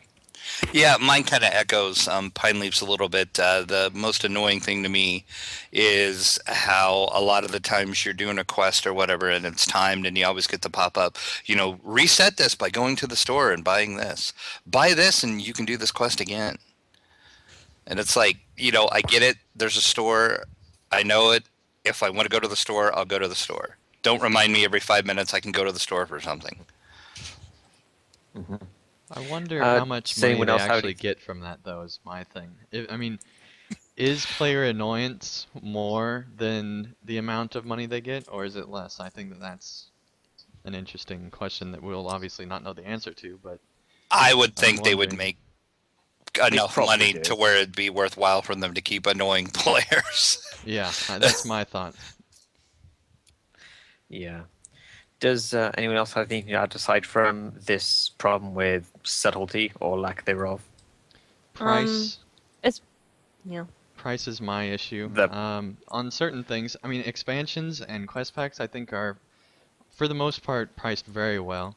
I think expansions when they first come out are a little bit expensive because it does cost significantly more to buy it piecemeal through the store than I think it should. But I think that particularly like certain cosmetics, especially like the $20 steeds, are a little bit on the expensive side. I think. Hobby horse. Well, that's a whole other thing, but luckily that didn't really get implemented. But as far as like existing prices, I actually have an issue with the $20 steeds. I think that they're too much for. Because here's the thing, it's just a digital item. I don't think there's that many people that are going to buy all the steeds, but I think there's a lot of people that would buy 2 steeds for $10 a piece instead of the $20. So Turbine would still be getting the same amount of money. It's just that players Well, would and be the able to thing get is more with, steeds. like, with $20, that's only one horse for one character. That's It what was like, annoys me the most is it's Yeah. even if it was like server wide, just like for one server, it would The thing make it that worth so much bugs more. me about that is that I think a few months ago, it might be longer than a few months, but they did put in an account wide horse. I think it was about The what, Brie horse, 3,000? yeah. It's about 3,000, something like that. Well, And that's the people liked Rivendell it. steed now too. Well, yeah, they had that Brie horse, and it was like 3,000. It was like 2,995, and it was like, Yeah. yeah, you get the steed, you get the War Steed cosmetics, and it's account wide. And now with the And then they steed of stopped doing Rivendell, it. yeah, well, they discontinued that for a while because they like to rotate out their steeds. And now with the steed of Rivendell, they have that 2,995 model that's account wide and everything. But they also have a 1,995 that's just the regular one steed, one character thing. I think since There's they no set it point up, buying that. I think since they set it up that way though, if you really do just want it on one character now, I think that that makes it worthwhile. But I definitely think they need to have two options moving forward because I don't think that Mhm. you should have that $20 for just one character be your primary thing. That's just ridiculous. Yeah. Mhm. Or they should sell the war steed cosmetics and the steeds separately also as another option. Yeah. Because like for some people with high level characters where they just want the war steed cosmetics, yeah, it does I make more think sense. honestly though, that's more of just a bundle thing and Mhm. it'd be the same cost either way in their mind, I'm guessing, but I don't know. I don't think it would change the cost that much to So sell it separately in Turbine's mind. yeah. So okay, none of you really think this in that you think say what you were given as a free to play new person's coming into the game as a free to play player. Do you think what you are given and what is kind of held back from you is fair generally? I think it's hard to say because I mean, I don't know, just speaking for myself, like I've been playing this game since nearly the beginning, and so like I have a lot more nostalgia and attachment to the game, whereas a new player obviously doesn't, and they're looking at it as an older game. So that would probably influence it a lot, I think. I And I think have played. Oh, sorry. I think if they give another actual good zone for free as opposed to the Lone Lands, because I really like the Lone Lands, but I know a lot of players have an issue with the Lone Lands. And that's the final piece of content that you're left with as a free player. If you're wanting to be completely free and not spend anything, not grind for any turbine points, that's the final little piece that Turbine gives you. I think that that was kind of a um, mistake, I want to say, just to end it there. I think that if they would leave you on a really like nice tasting zone like Evandim or something like that, North which I Downs, don't think maybe. they'll give away Evandim because it's Evandim. so good that players share to everyone, oh you have to buy Evandim, so I think that that's fine, but maybe like Rivendell or something like that because there aren't very many quests in there anyway. You might as well just give that to the player, but then there's players that have issues with Rivendell and the travel there, even though they've kind of fixed that, so I don't know. I And think if that you that's an issue, though.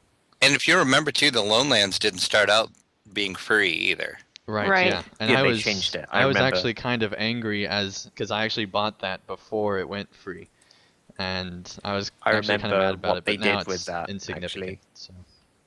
I remember they put it on sale, and Mhm. then they permanently reduced the price to like I think it was like 95 turbine points, and then they just made it free for everyone. Hmm.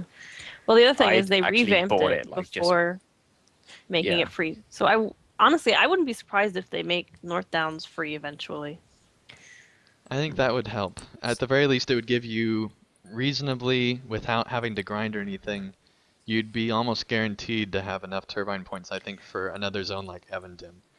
And I think that by giving them that, they'll be like, oh, wow, this was great. I need to buy another zone and another zone. And I think just getting them out of that rut of the Lone Lands would help out a lot. Hmm. So, what do you think about the things outside of quest content then? Say skirmishes, instances, even like things like vault access, auction house slots, things like that. Do you think what you are given there as they're going up to premium, and obviously coming from VIP down to premium, is about fair enough to be given? Can you repeat that again? What the stuff aside from quest packs then?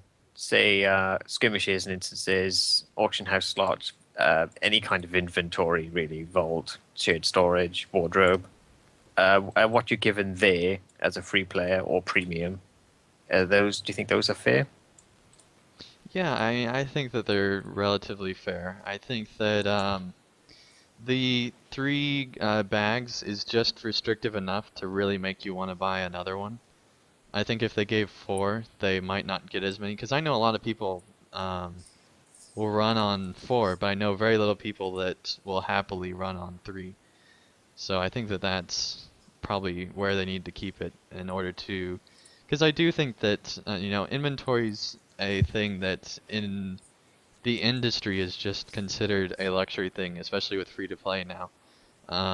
And that's usually where I think a lot of companies will make their money is just by selling inventory. And so that's kind of a standard, and I think that it should probably stay because it's a quality of life kind of thing. It doesn't take away from your gameplay itself. So. As for skirmishes, it should be noted that you knew I was going to Yeah, I respond on know. that matter. You should if no one else is. Yes, is that half you have 2 of the skirmishes are given to you outright for free, and 9, which is a very fair percentage of them, are unlocked through the course of the epic. The problem is almost all of those are after level 50. I think all of them are, Yes, actually. those are all because the first one of those starts at level 55. So yes, you do have to go Which through isn't much of Moria, a which can be consolation if you're a free player. that is true because Moria can be tough if all you're doing is skirmishing your way through there and doing the epic.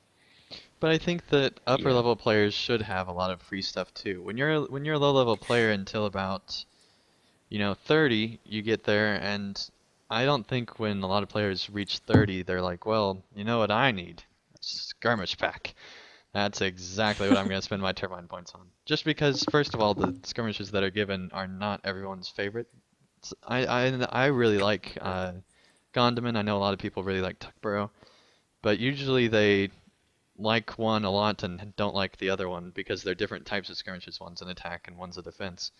Um, I think that it'd be smarter maybe to give them a third skirmish for free, just to give them a little bit more variety. Um, I Especially now don't that we have think so many though that skirmishes. I still think that it's really cool that they give higher level players repeatable content like that, essentially for free because the epic story is completely free now. So, and It, through it, there, it, through there. it, yeah, through there at least. Yes. I think speaking as someone who came in to Lotro, I mean, for the second time, I suppose, when it went free to play, I did the usual route on my almost, the starter zone, then to Breland, then to the Lowlands. I think from there I sort of grinded enough to get the Evandim quest pack, and that got me into Far Hell. I remember I was actually questing it with barely any virtues. I think way fewer class traits than I could actually afford. So I think at the time I was enjoying it. It was a struggle. It was definitely a lot harder than it would have been if I was VIP. But I think at the time I felt it was pretty fair, considering I hadn't spent any money at all.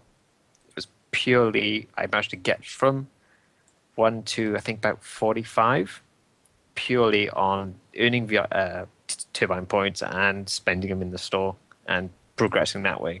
So I think for me, it seemed fair, Yeah. considering what Yeah, you're me giving. and Sprydra both at the start we played on the same account, and I had one character and she had the other. And so together we were unlocking a lot of turbine points because we had 2 characters that were going through the content at once. And so just going through 2 characters instead of one makes a big difference on the amount of grind that you have to do. And so I think that that might give me a little bit of bias, but I do think that it's a really fair way that they um, unlock just about everything. I think that I actually think that the gold cap might be better in a tiered version. I think that that might be an area where they could make a little bit more money. But that's just my opinion because it's kind of weird how, because 2 gold is really insignificant when at that level range when most players unlock it, I think. But I don't know. What do you guys think? Do I you think think it'd the be better? intention with the gold cap is to combat gold sellers. I think Yeah, Mm-hmm. that I and that's a believe good that's the main point. intention. I think that it would be better though if they had it a little bit tiered, so it's like you can unlock it to like 5 gold for a fairly low price, but then if you want to unlock it to like 10 gold or then completely, then it's a little bit more. But then keep it about the same cost as what it is there. I think would be a little bit more fair to players maybe, but I don't know. Mm-hmm. Anyone have anything else to add? I'll take that summons as a no then. The next question is about free-to-play systems that you've perhaps encountered in other games. I think examples you come up with here is Rift, The Old Republic, some other ones that I could probably name that I don't remember right now. What kind of things have you experienced in those games that maybe you think would actually work pretty well in LOTRO, or you would like to see in LOTRO, and maybe ones you've experienced that you would absolutely not want to see? Maybe things that you just find repulsive or kind of morally reprehensible, so to speak. Oh, I guess we'll start with Andang again. Well, I think most of the free-to-play MMOs that aren't completely free, because that's a thing now, and I don't know how it is, but it is. But the MMOs that aren't completely free, especially the AAA ones, they have terrible free-to-play models compared to LOTRO, I think. And they're getting better. They're adjusting them, making them more player-friendly. But I still think that some of the limitations that they put on players make it very, very hard to enjoy the game. And I can't think of an exact example right now, so maybe you guys could help me out here. But they just really try to constrict the player to a point where you almost want to just leave because you're being squished out of the game almost, I feel like, in some of them. Oh, I can give a really good example here, actually. There is this Turkish MMO called Night Online, and it was like the first, I suppose you call it, real MMO that I ever played. I didn't really know much of anything about MMOs at the time. I just saw it and I thought, okay, that's kind of interesting, I guess. So I tried it, and it was almost about as restrictive as you can possibly imagine. I remember playing it. You would be able to play for about 15 minutes before the queue would kick you out so a subscriber could get in. And I haven't really experienced that in any other game. They have queues where the VIP goes in before you, but not you get kicked out of the game because they wanted to make space for a subscriber. That Actually, is that's quite a way of actually making a you little bit feel more. alienated. That's actually a little bit more common than you think. And they've removed it since then, but there were actually a few AAA American MMOs that were like that at the very beginning. But then they quickly got rid of it because the players just got in such an uproar about it. Because it essentially created like a class system where they really only care about their VIPs, and the others are just kind of the Filling way space. into the VIPs, if you will. It's just Yeah. like, all right, you're just starting out. You're not really that important. We don't really value you as a customer. But if you're a VIP, even if you're spending more money as free to play, if you're a VIP, we value you a lot more.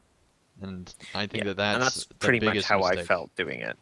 And there's some MMOs where the VIP has so much more things than the free to play that I feel like they don't even want you to be a free to play. Whereas in Turbine, I feel like that they 100% want players to be free to play, and possibly because of the way that they're starting to get rid of some of those VIP perks.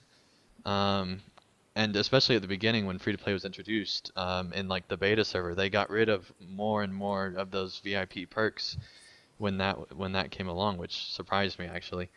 But anyway, the VIP in Lotro is just another option that you have, and it's not a thing that's the goal of the company to get all their players to. It's just another way to play the game.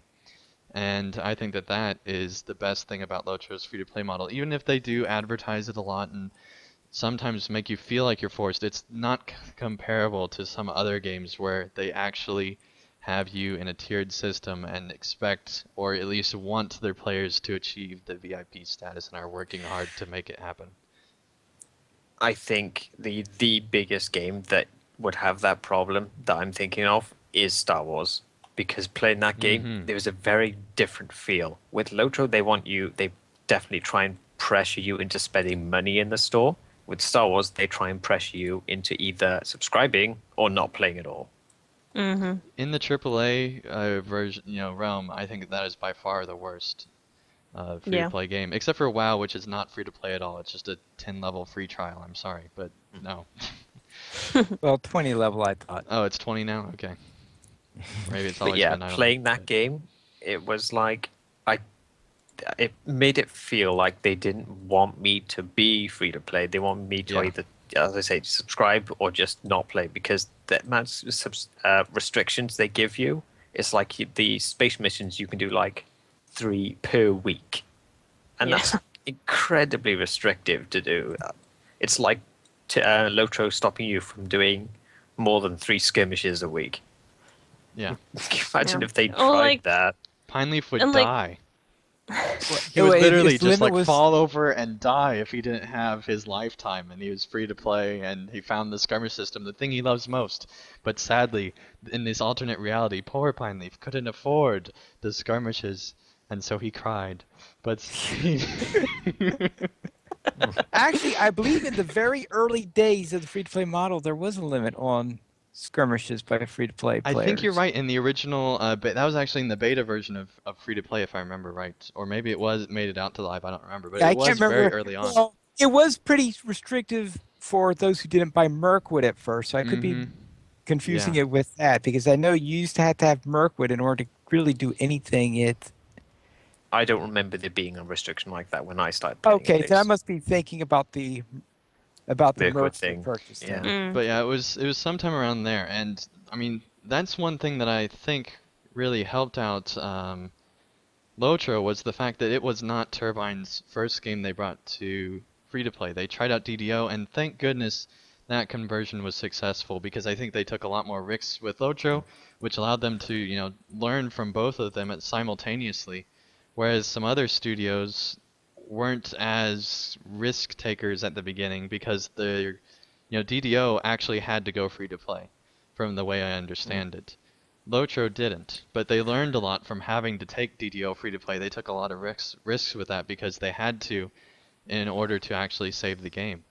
And I think that because of that, they made LOTRO such a better, more varied and optioned way of playing in an MMO space. And I think that that was fantastic. So thank goodness for DDO and the way that that all transpired. Yeah. I've kind of given Star Wars a bit of a flack here, but I think the one thing I will give it credit for, and I will also give this to Rift too, from what I've played of them, is that they give you all the quest content, Yeah. the entire game, aside from expansions. And that is the major advantage they hold over LOTRO. Tryon, who does Rift and Defiance, does free to play really, really well, I think. They're one of the shining examples of actually how to do it. And Oh yeah, that's why I if think LOTRO would really, really benefit by giving a few more zones of that Shadows of Angmar content that's, what, 7 years old almost now? mm, actually Give I some of think it free. that I think they would actually do pretty well to make the first 50 levels completely free, in my Especially with the opinion. Bjorning class coming in and starting at level Oh yeah. 50. That would be a mm-hmm. huge, huge help. I mean, I can see them charging for Angmar still. I can see them charging for Florahel because that's not really necessary. So the And first 40 Angmar's so levels. cool, you want to charge for that because that's like the real evil zone. Florahel, it's, not necessarily needed. But I think just about everywhere else, if they made that free, Mm, I think that would be really cool.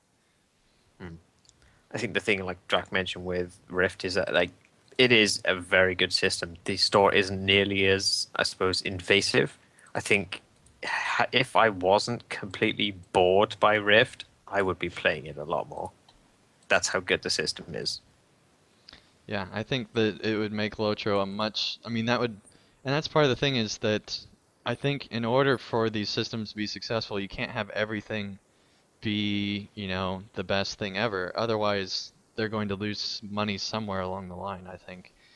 And Mm. but at the same time, I really do think that in the way that LOTRO's set up now, making the Lonelands be that last area you experience as free to play is a big mistake for a lot of players.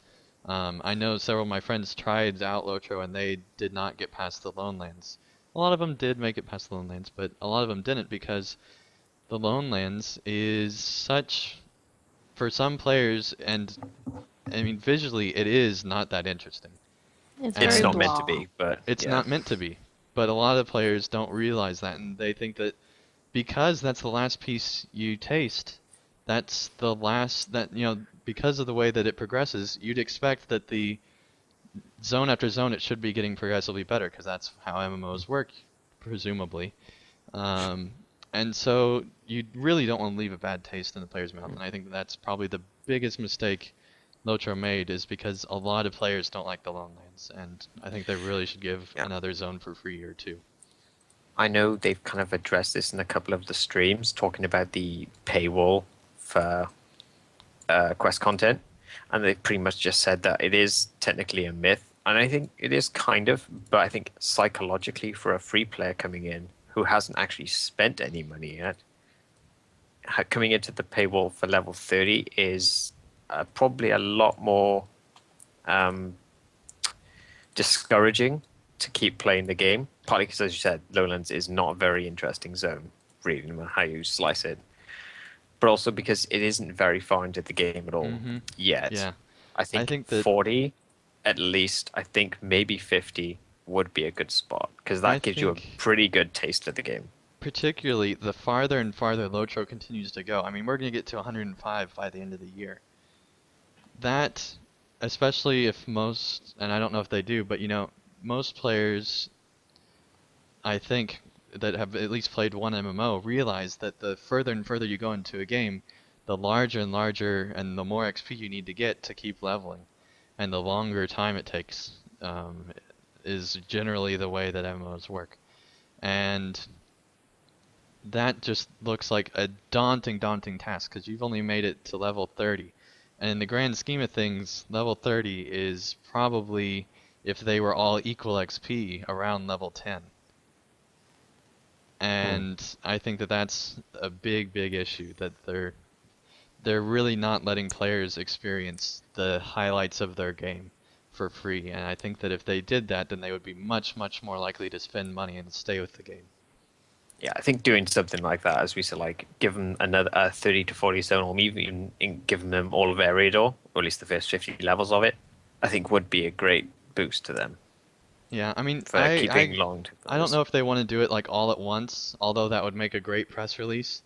Um, but I think just gradually piecemealing out, they might be a little bit more likely. I think they should try doing another zone for free, see if that helps out their model. Hmm. Okay, so Sithwith, do you have anything else to add? Um, yeah, one thing I really like that Lotro's done well is their transition from a subscription or nothing model to the free to play model. I think they did that transition really well. Um, the way they handled giving turbine points to VIPs who had been previously subscribing, because like I know with Star Wars, I had been subscribing, and then I went free to play after it went free to play, and it was like there's no difference at all between me and like someone who just started playing after free to play. Like I like that nice middle premium ground that Turbine does. It's really nice. Hmm. Yeah. Okay, Pine Leaf. All right, I haven't done too many other free-to-play games. I remember that the first one I ever played was a game called Free Realms, which back in the beta and all that stuff. And the thing I remember on there is just about is that if you wanted to be anything than the most, you couldn't be any type of spellcaster without paying.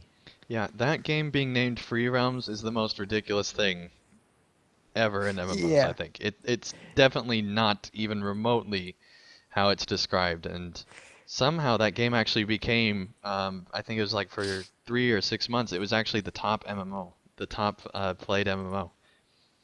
And so even though it is very cartoony and it's definitely marketed towards a younger audience, I think Yeah. that it definitely was not how it presented itself and Yeah. was a very, very terrible model.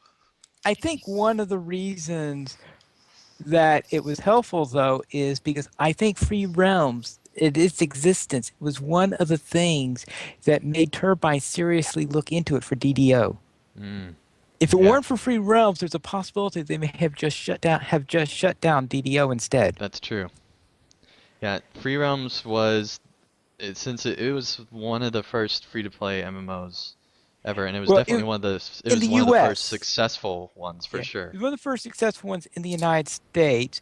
The Mm-hmm. Asia had been doing it for quite a while, but they were all Asian games had a reputation for being the ultimate grind fests. Yeah, And that if you wanted something, you either A had to grind for it for an impossible amount of time, or B buy lots of stuff in the store. like At least that's the Ion, for impression I'm example. given. Yes.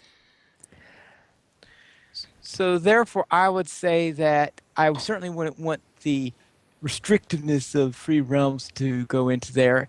As for what, so therefore, and the only other one I've tried recently would have been Neverwinter, and I really can't. I don't think I went enough into Neverwinter to know how the free to play model those. Maybe Draculeta knows better. Yeah, I was going to bring up Neverwinter when everybody was done when it was my turn. The thing I don't want to see Lotro do is something that Neverwinter does, and it annoys me to no end. There are the lock boxes that drop, Oh, you told me about that. like they do in Lotro, and that's fine.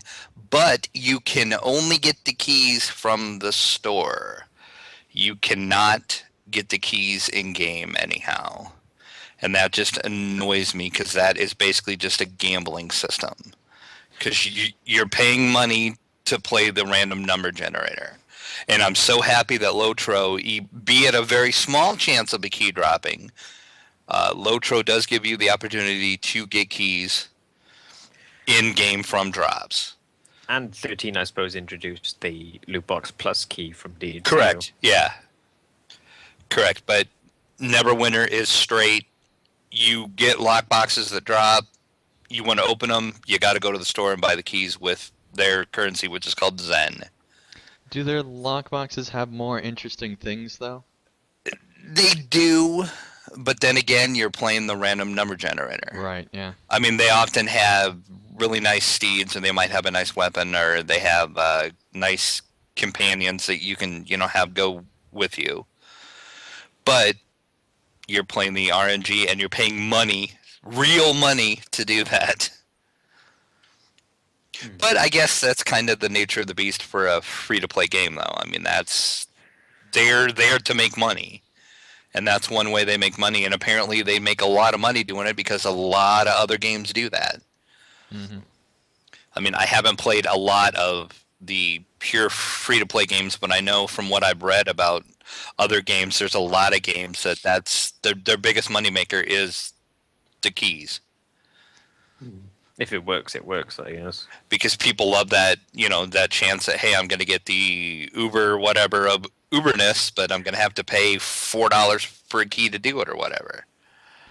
And I guess if you want to do that, more power to you, but I don't want to do it. And I think that's why Lotro gives more of those for free through deeds and stuff recently, is because they realize that what they're offering really isn't that great inside the loot boxes. They could offer a lot better things that still aren't like the best stuff. I don't want them to do that. But you can offer like steeds and stuff like that. That's cool. And I think they do offer like one, but it's obnoxiously rare or something like that, if I remember right. Or that might be from the treasure festival. I don't remember, but Isn't that? I'm trying. Is the steed that Draculeta's been trying to get from a loot Red box? painted steed. yeah, that's Yeah. right. Yeah. Yeah, thanks for bringing that up, finally. Well, I have two characters I think that have gotten it. That's Wow, why. finally, you're just really like And again, switching thanks his for bringing face, that yeah. up, finally. just really burning it into Drax's mind there. It seems like, I think the kind of things we've talked about, the big part of success with free-to-play games is making it so that the free players want to spend money rather than feeling like they need to. which is kind of the difference between, say, games like LOTRO and Rift, and then SWTOR, which is kind of the reverse. Would that seem fairly reasonable? Because it's kind of the distinction there where someone is enjoying playing the game and they think, okay, I guess I could do that, and they'll just pay for it because they're happy, rather like playing SWTOR. I didn't feel happy with the restrictions I was gone. I was feeling kind of strangled into paying money, and I that's think that kind of you're not the feel you want. I think you're definitely strangled much more in those type of MMOs, but I don't know if I'm always happy with Lotro's system. I think it's a little bit too much in your face. Yeah. I wouldn't say, So yeah, I wasn't going to say you're always happy, but I think it's a lot closer it towards is. making you feel comfortable as a free player. It is, but I think at the beginning it's hard to see that for some people. I know a lot of players that will go through the early level of the game and they won't necessarily make it far enough to see the value of Lotro's free to play option, I think. Mm. And I think that that's the long because a lot of the purchases that you make that you need are long-term purchases, like you'll have them for the rest of ever. And as Ultra continues to add more and more levels, like the things like the currency cap and the bags and all these different things become more reasonable. But when you start out, everywhere you look, there's something that you have to buy to get more of. And I think that that is a weakness, but I don't think there's any way to really overcome it aside from just trying to try as hard as you can to keep players playing your game. I suppose again, another thing is just depends on what the company wants from the free players. Because obviously, hmm some just want them to spend money in the store, And and I then think others it's want them to subscribe more than anything else. yeah. And that's kind of another difference, I And I suppose. think it's also on the player. It's what other MMOs you've experienced and what really irks you. I know a lot of players that would much, much rather pay a VIP subscription and never see the sight of a store button or anything like that. They just want to rent their entire game, and when they don't want to play it, they just drop the subscription and they don't have to worry about it. But I think a lot of other players really, really like to just purchase stuff and don't want to hear And anything about own the it. VIP. And so I know a lot of people in LOTRO that think that VIP is really being shoved in your face, but compared to other MMOs, it's not at all. So I think it's just based on what your preferences are and what you've experienced in the past.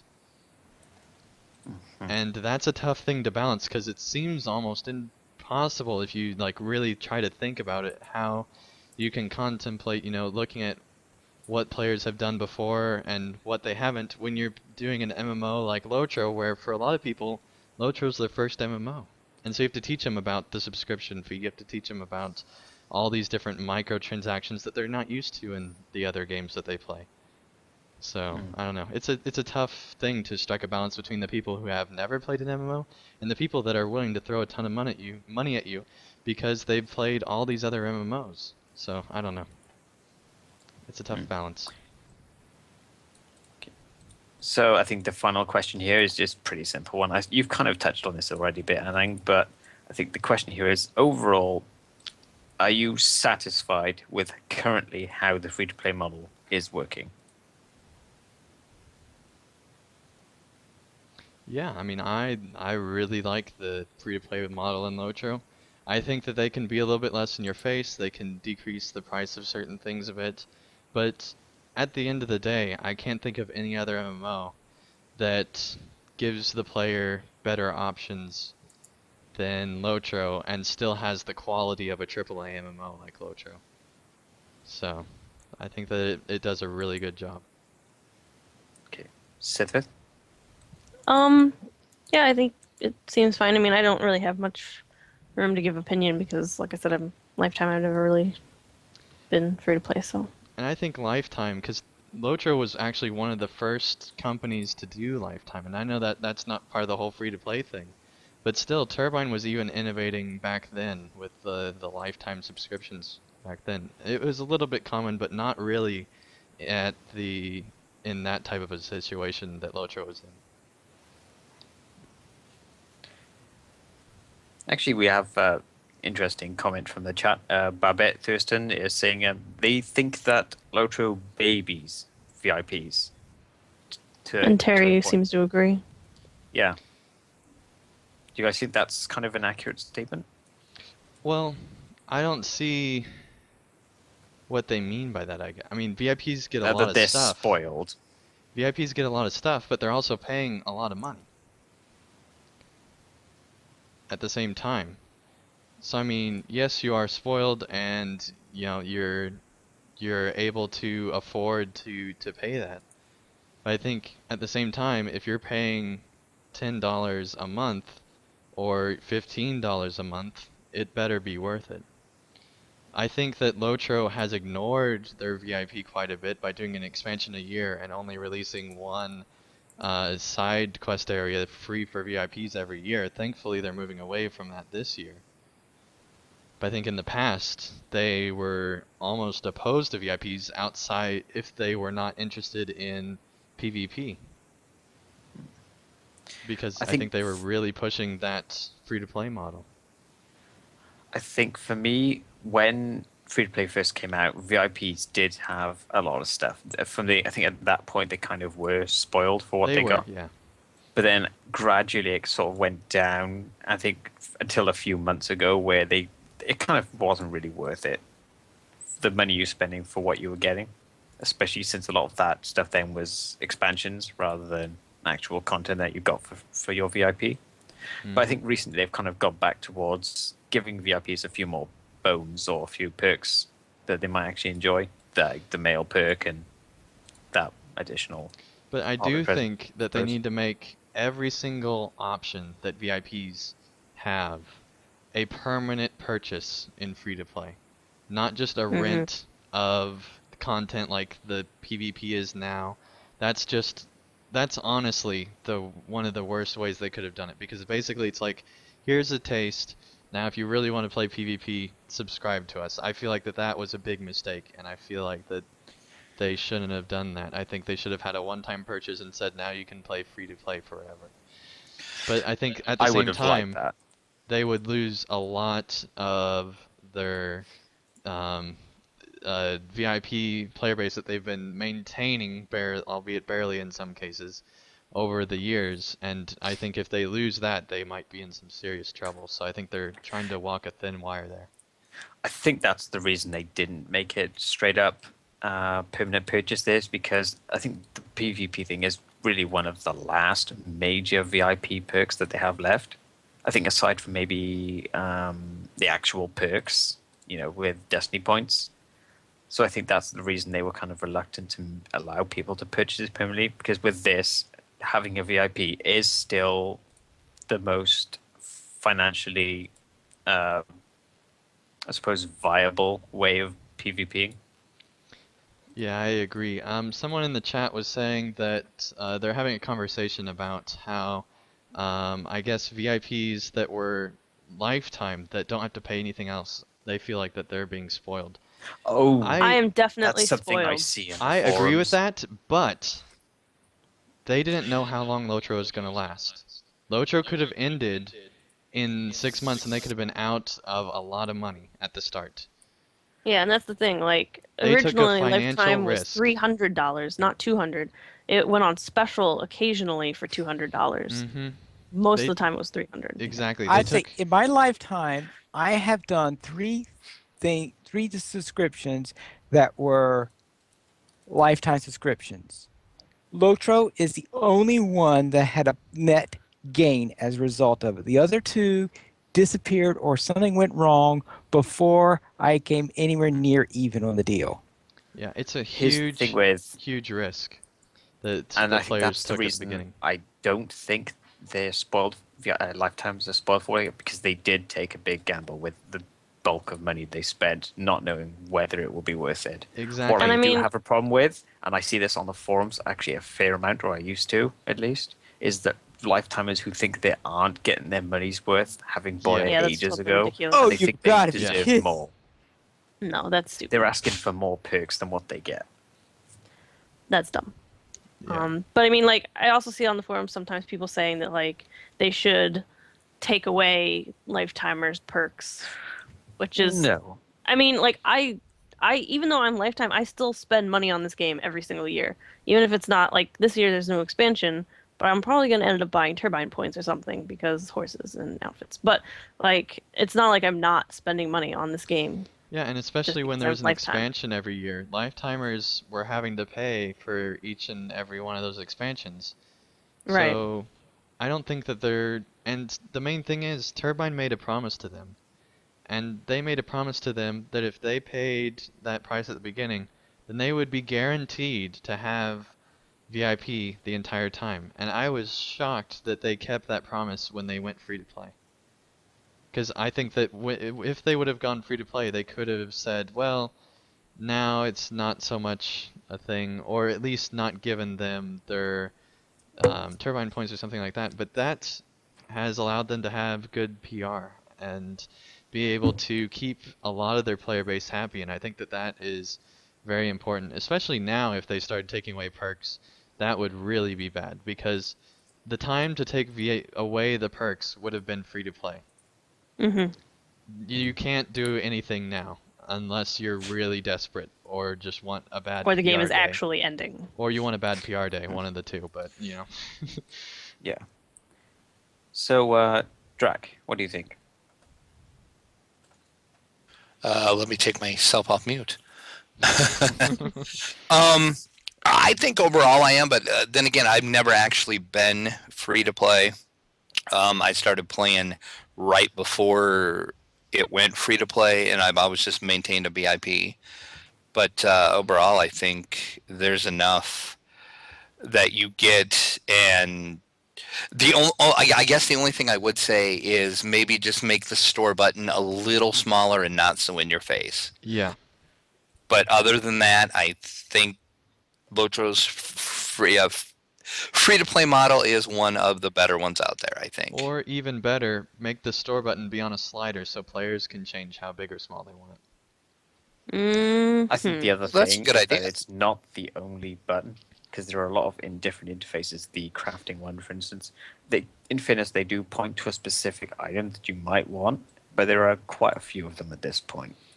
Yeah, I think that some of those in the menus are a little bit of an issue, but I think that the one in the bags is so small that I think that it actually, because the other buttons are so big, it actually encourages players to actually maybe use that one because it's so small. It's kind of like a But that reverse one where psychology you thing. accidentally click on it while messing with your allies, that one's a problem. Yes, That's it an is. example of probably the best example of one that's in your face and kind of Another intrusive. one that's really annoying is if like it used to be that you could go into your virtues panel and like you could click on ones that you were looking to get more of and like you could click on them and it'd open up your deed log and take you to a deed you had in progress that would reward that virtue.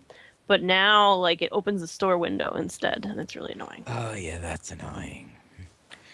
Yeah, I think for me, having played through, as a free to play person at the time, I think what they gave you then was fair in terms of content because I think Rift and SWTOR obviously weren't really big. I think SWTOR wasn't even out yet, and I'm not sure if Rift was. I don't remember when it came out, but they weren't really big things at least. But now I think with the amount of free content that they give you, pretty much the whole thing, they do need to kind of compete with that by making more raw content free. The also the other thing being the intrusiveness of the store buttons. That one they could also turn down. Those two issues are really my only major complaints with the Yeah, free to play system I as is. think that Turbine, especially when they introduced free to play, and once they like say 6 months after when they finally got like everything to where it was kind of more set in stone. Maybe it was a year after, but it was somewhere decently after that they kind of got all their free to play things worked out where they wanted them. I think that now that a lot of the other companies have, not a lot of them, but some of them have definitely caught up with Turbine in the free to play thing, or they have different options that are very, very good, and because your friend's playing Rift, you're going to go join them because it has a decent option that wasn't there so long ago. I think if Turbine would now adapt and go even further with their options, they would gain a lot of players. either back or to them. But they need to make sure to advertise whenever they make major changes like that, I think. And I really do think that if they advertise that, they would get a big, big influx in players and economy back into their game to where they can Oh start yeah.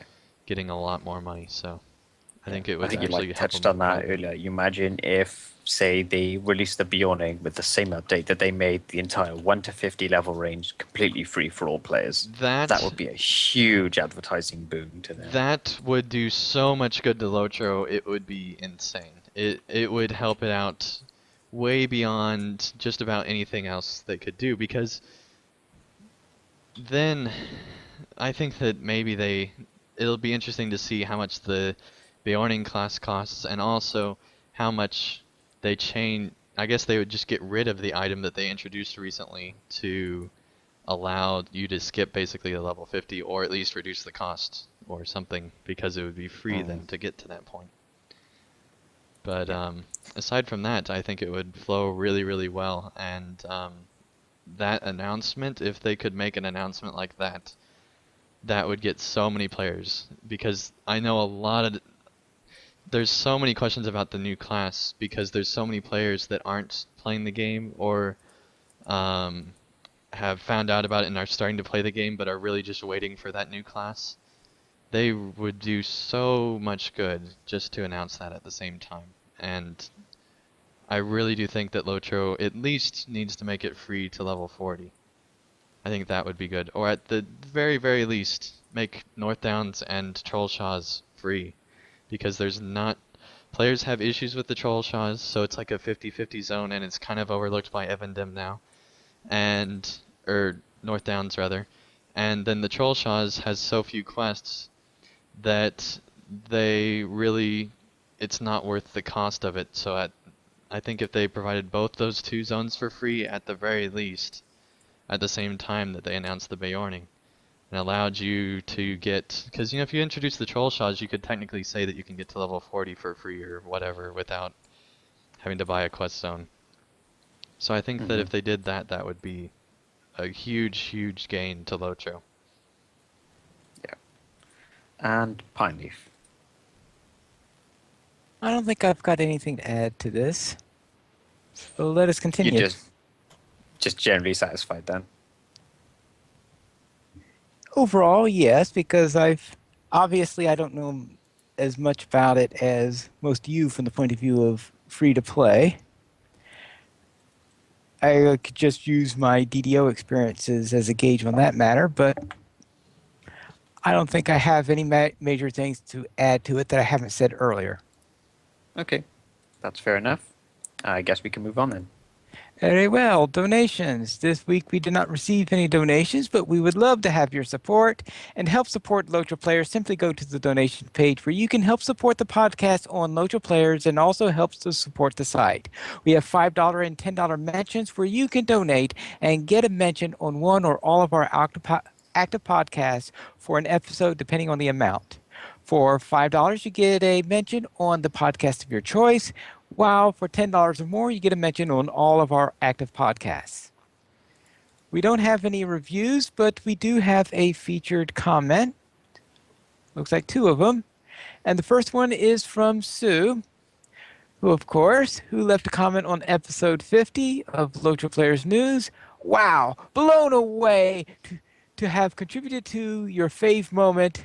What can I say but, well, why not let Mork the Orc say it?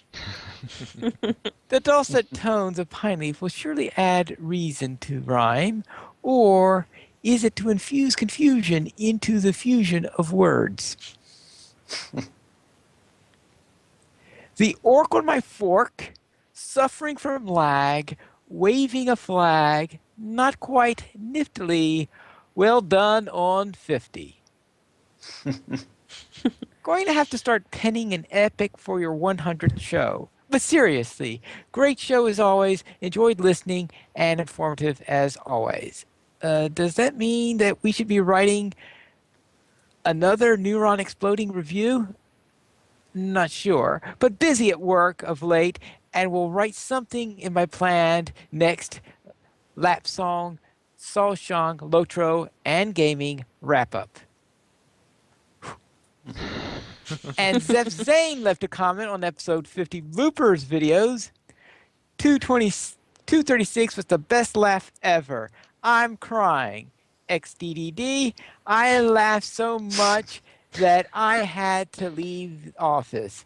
The best vid guys. All right, I'm trying to remember what was at 236. That Pine was Leaf, your laugh was the your best thing ever. best laugh that you've ever had on the It was show, Pine Leaf. hilarious.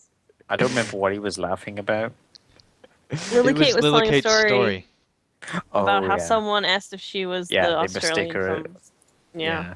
And the best part about this laugh, because we've spent a lot of time dissecting this because we've listened to it so many It's times, so finally, good. is that we actually all start laughing, and then then a we're couple all seconds kind later- of done, and then all of a sudden, out of nowhere, Pine Leaf comes in like full force, belly laugh, like for a very, very long time, and it's the best thing ever. It is. I watched it And so then we many all times. start laughing because Pine Leaf's laughing, and it's so magical. It was a All right. fantastic moment. Thank you, Pine Leaf, for your amazing laugh.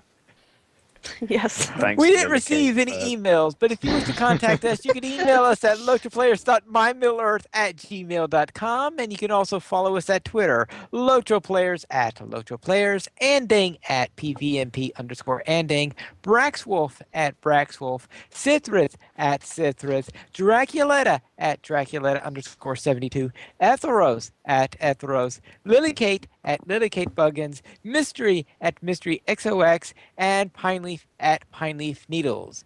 You could join us live every week. Lotro Players Adventures goes live every Saturday at 5 p.m. server time. Lotro Players News goes live every Saturday at 8:30 p.m.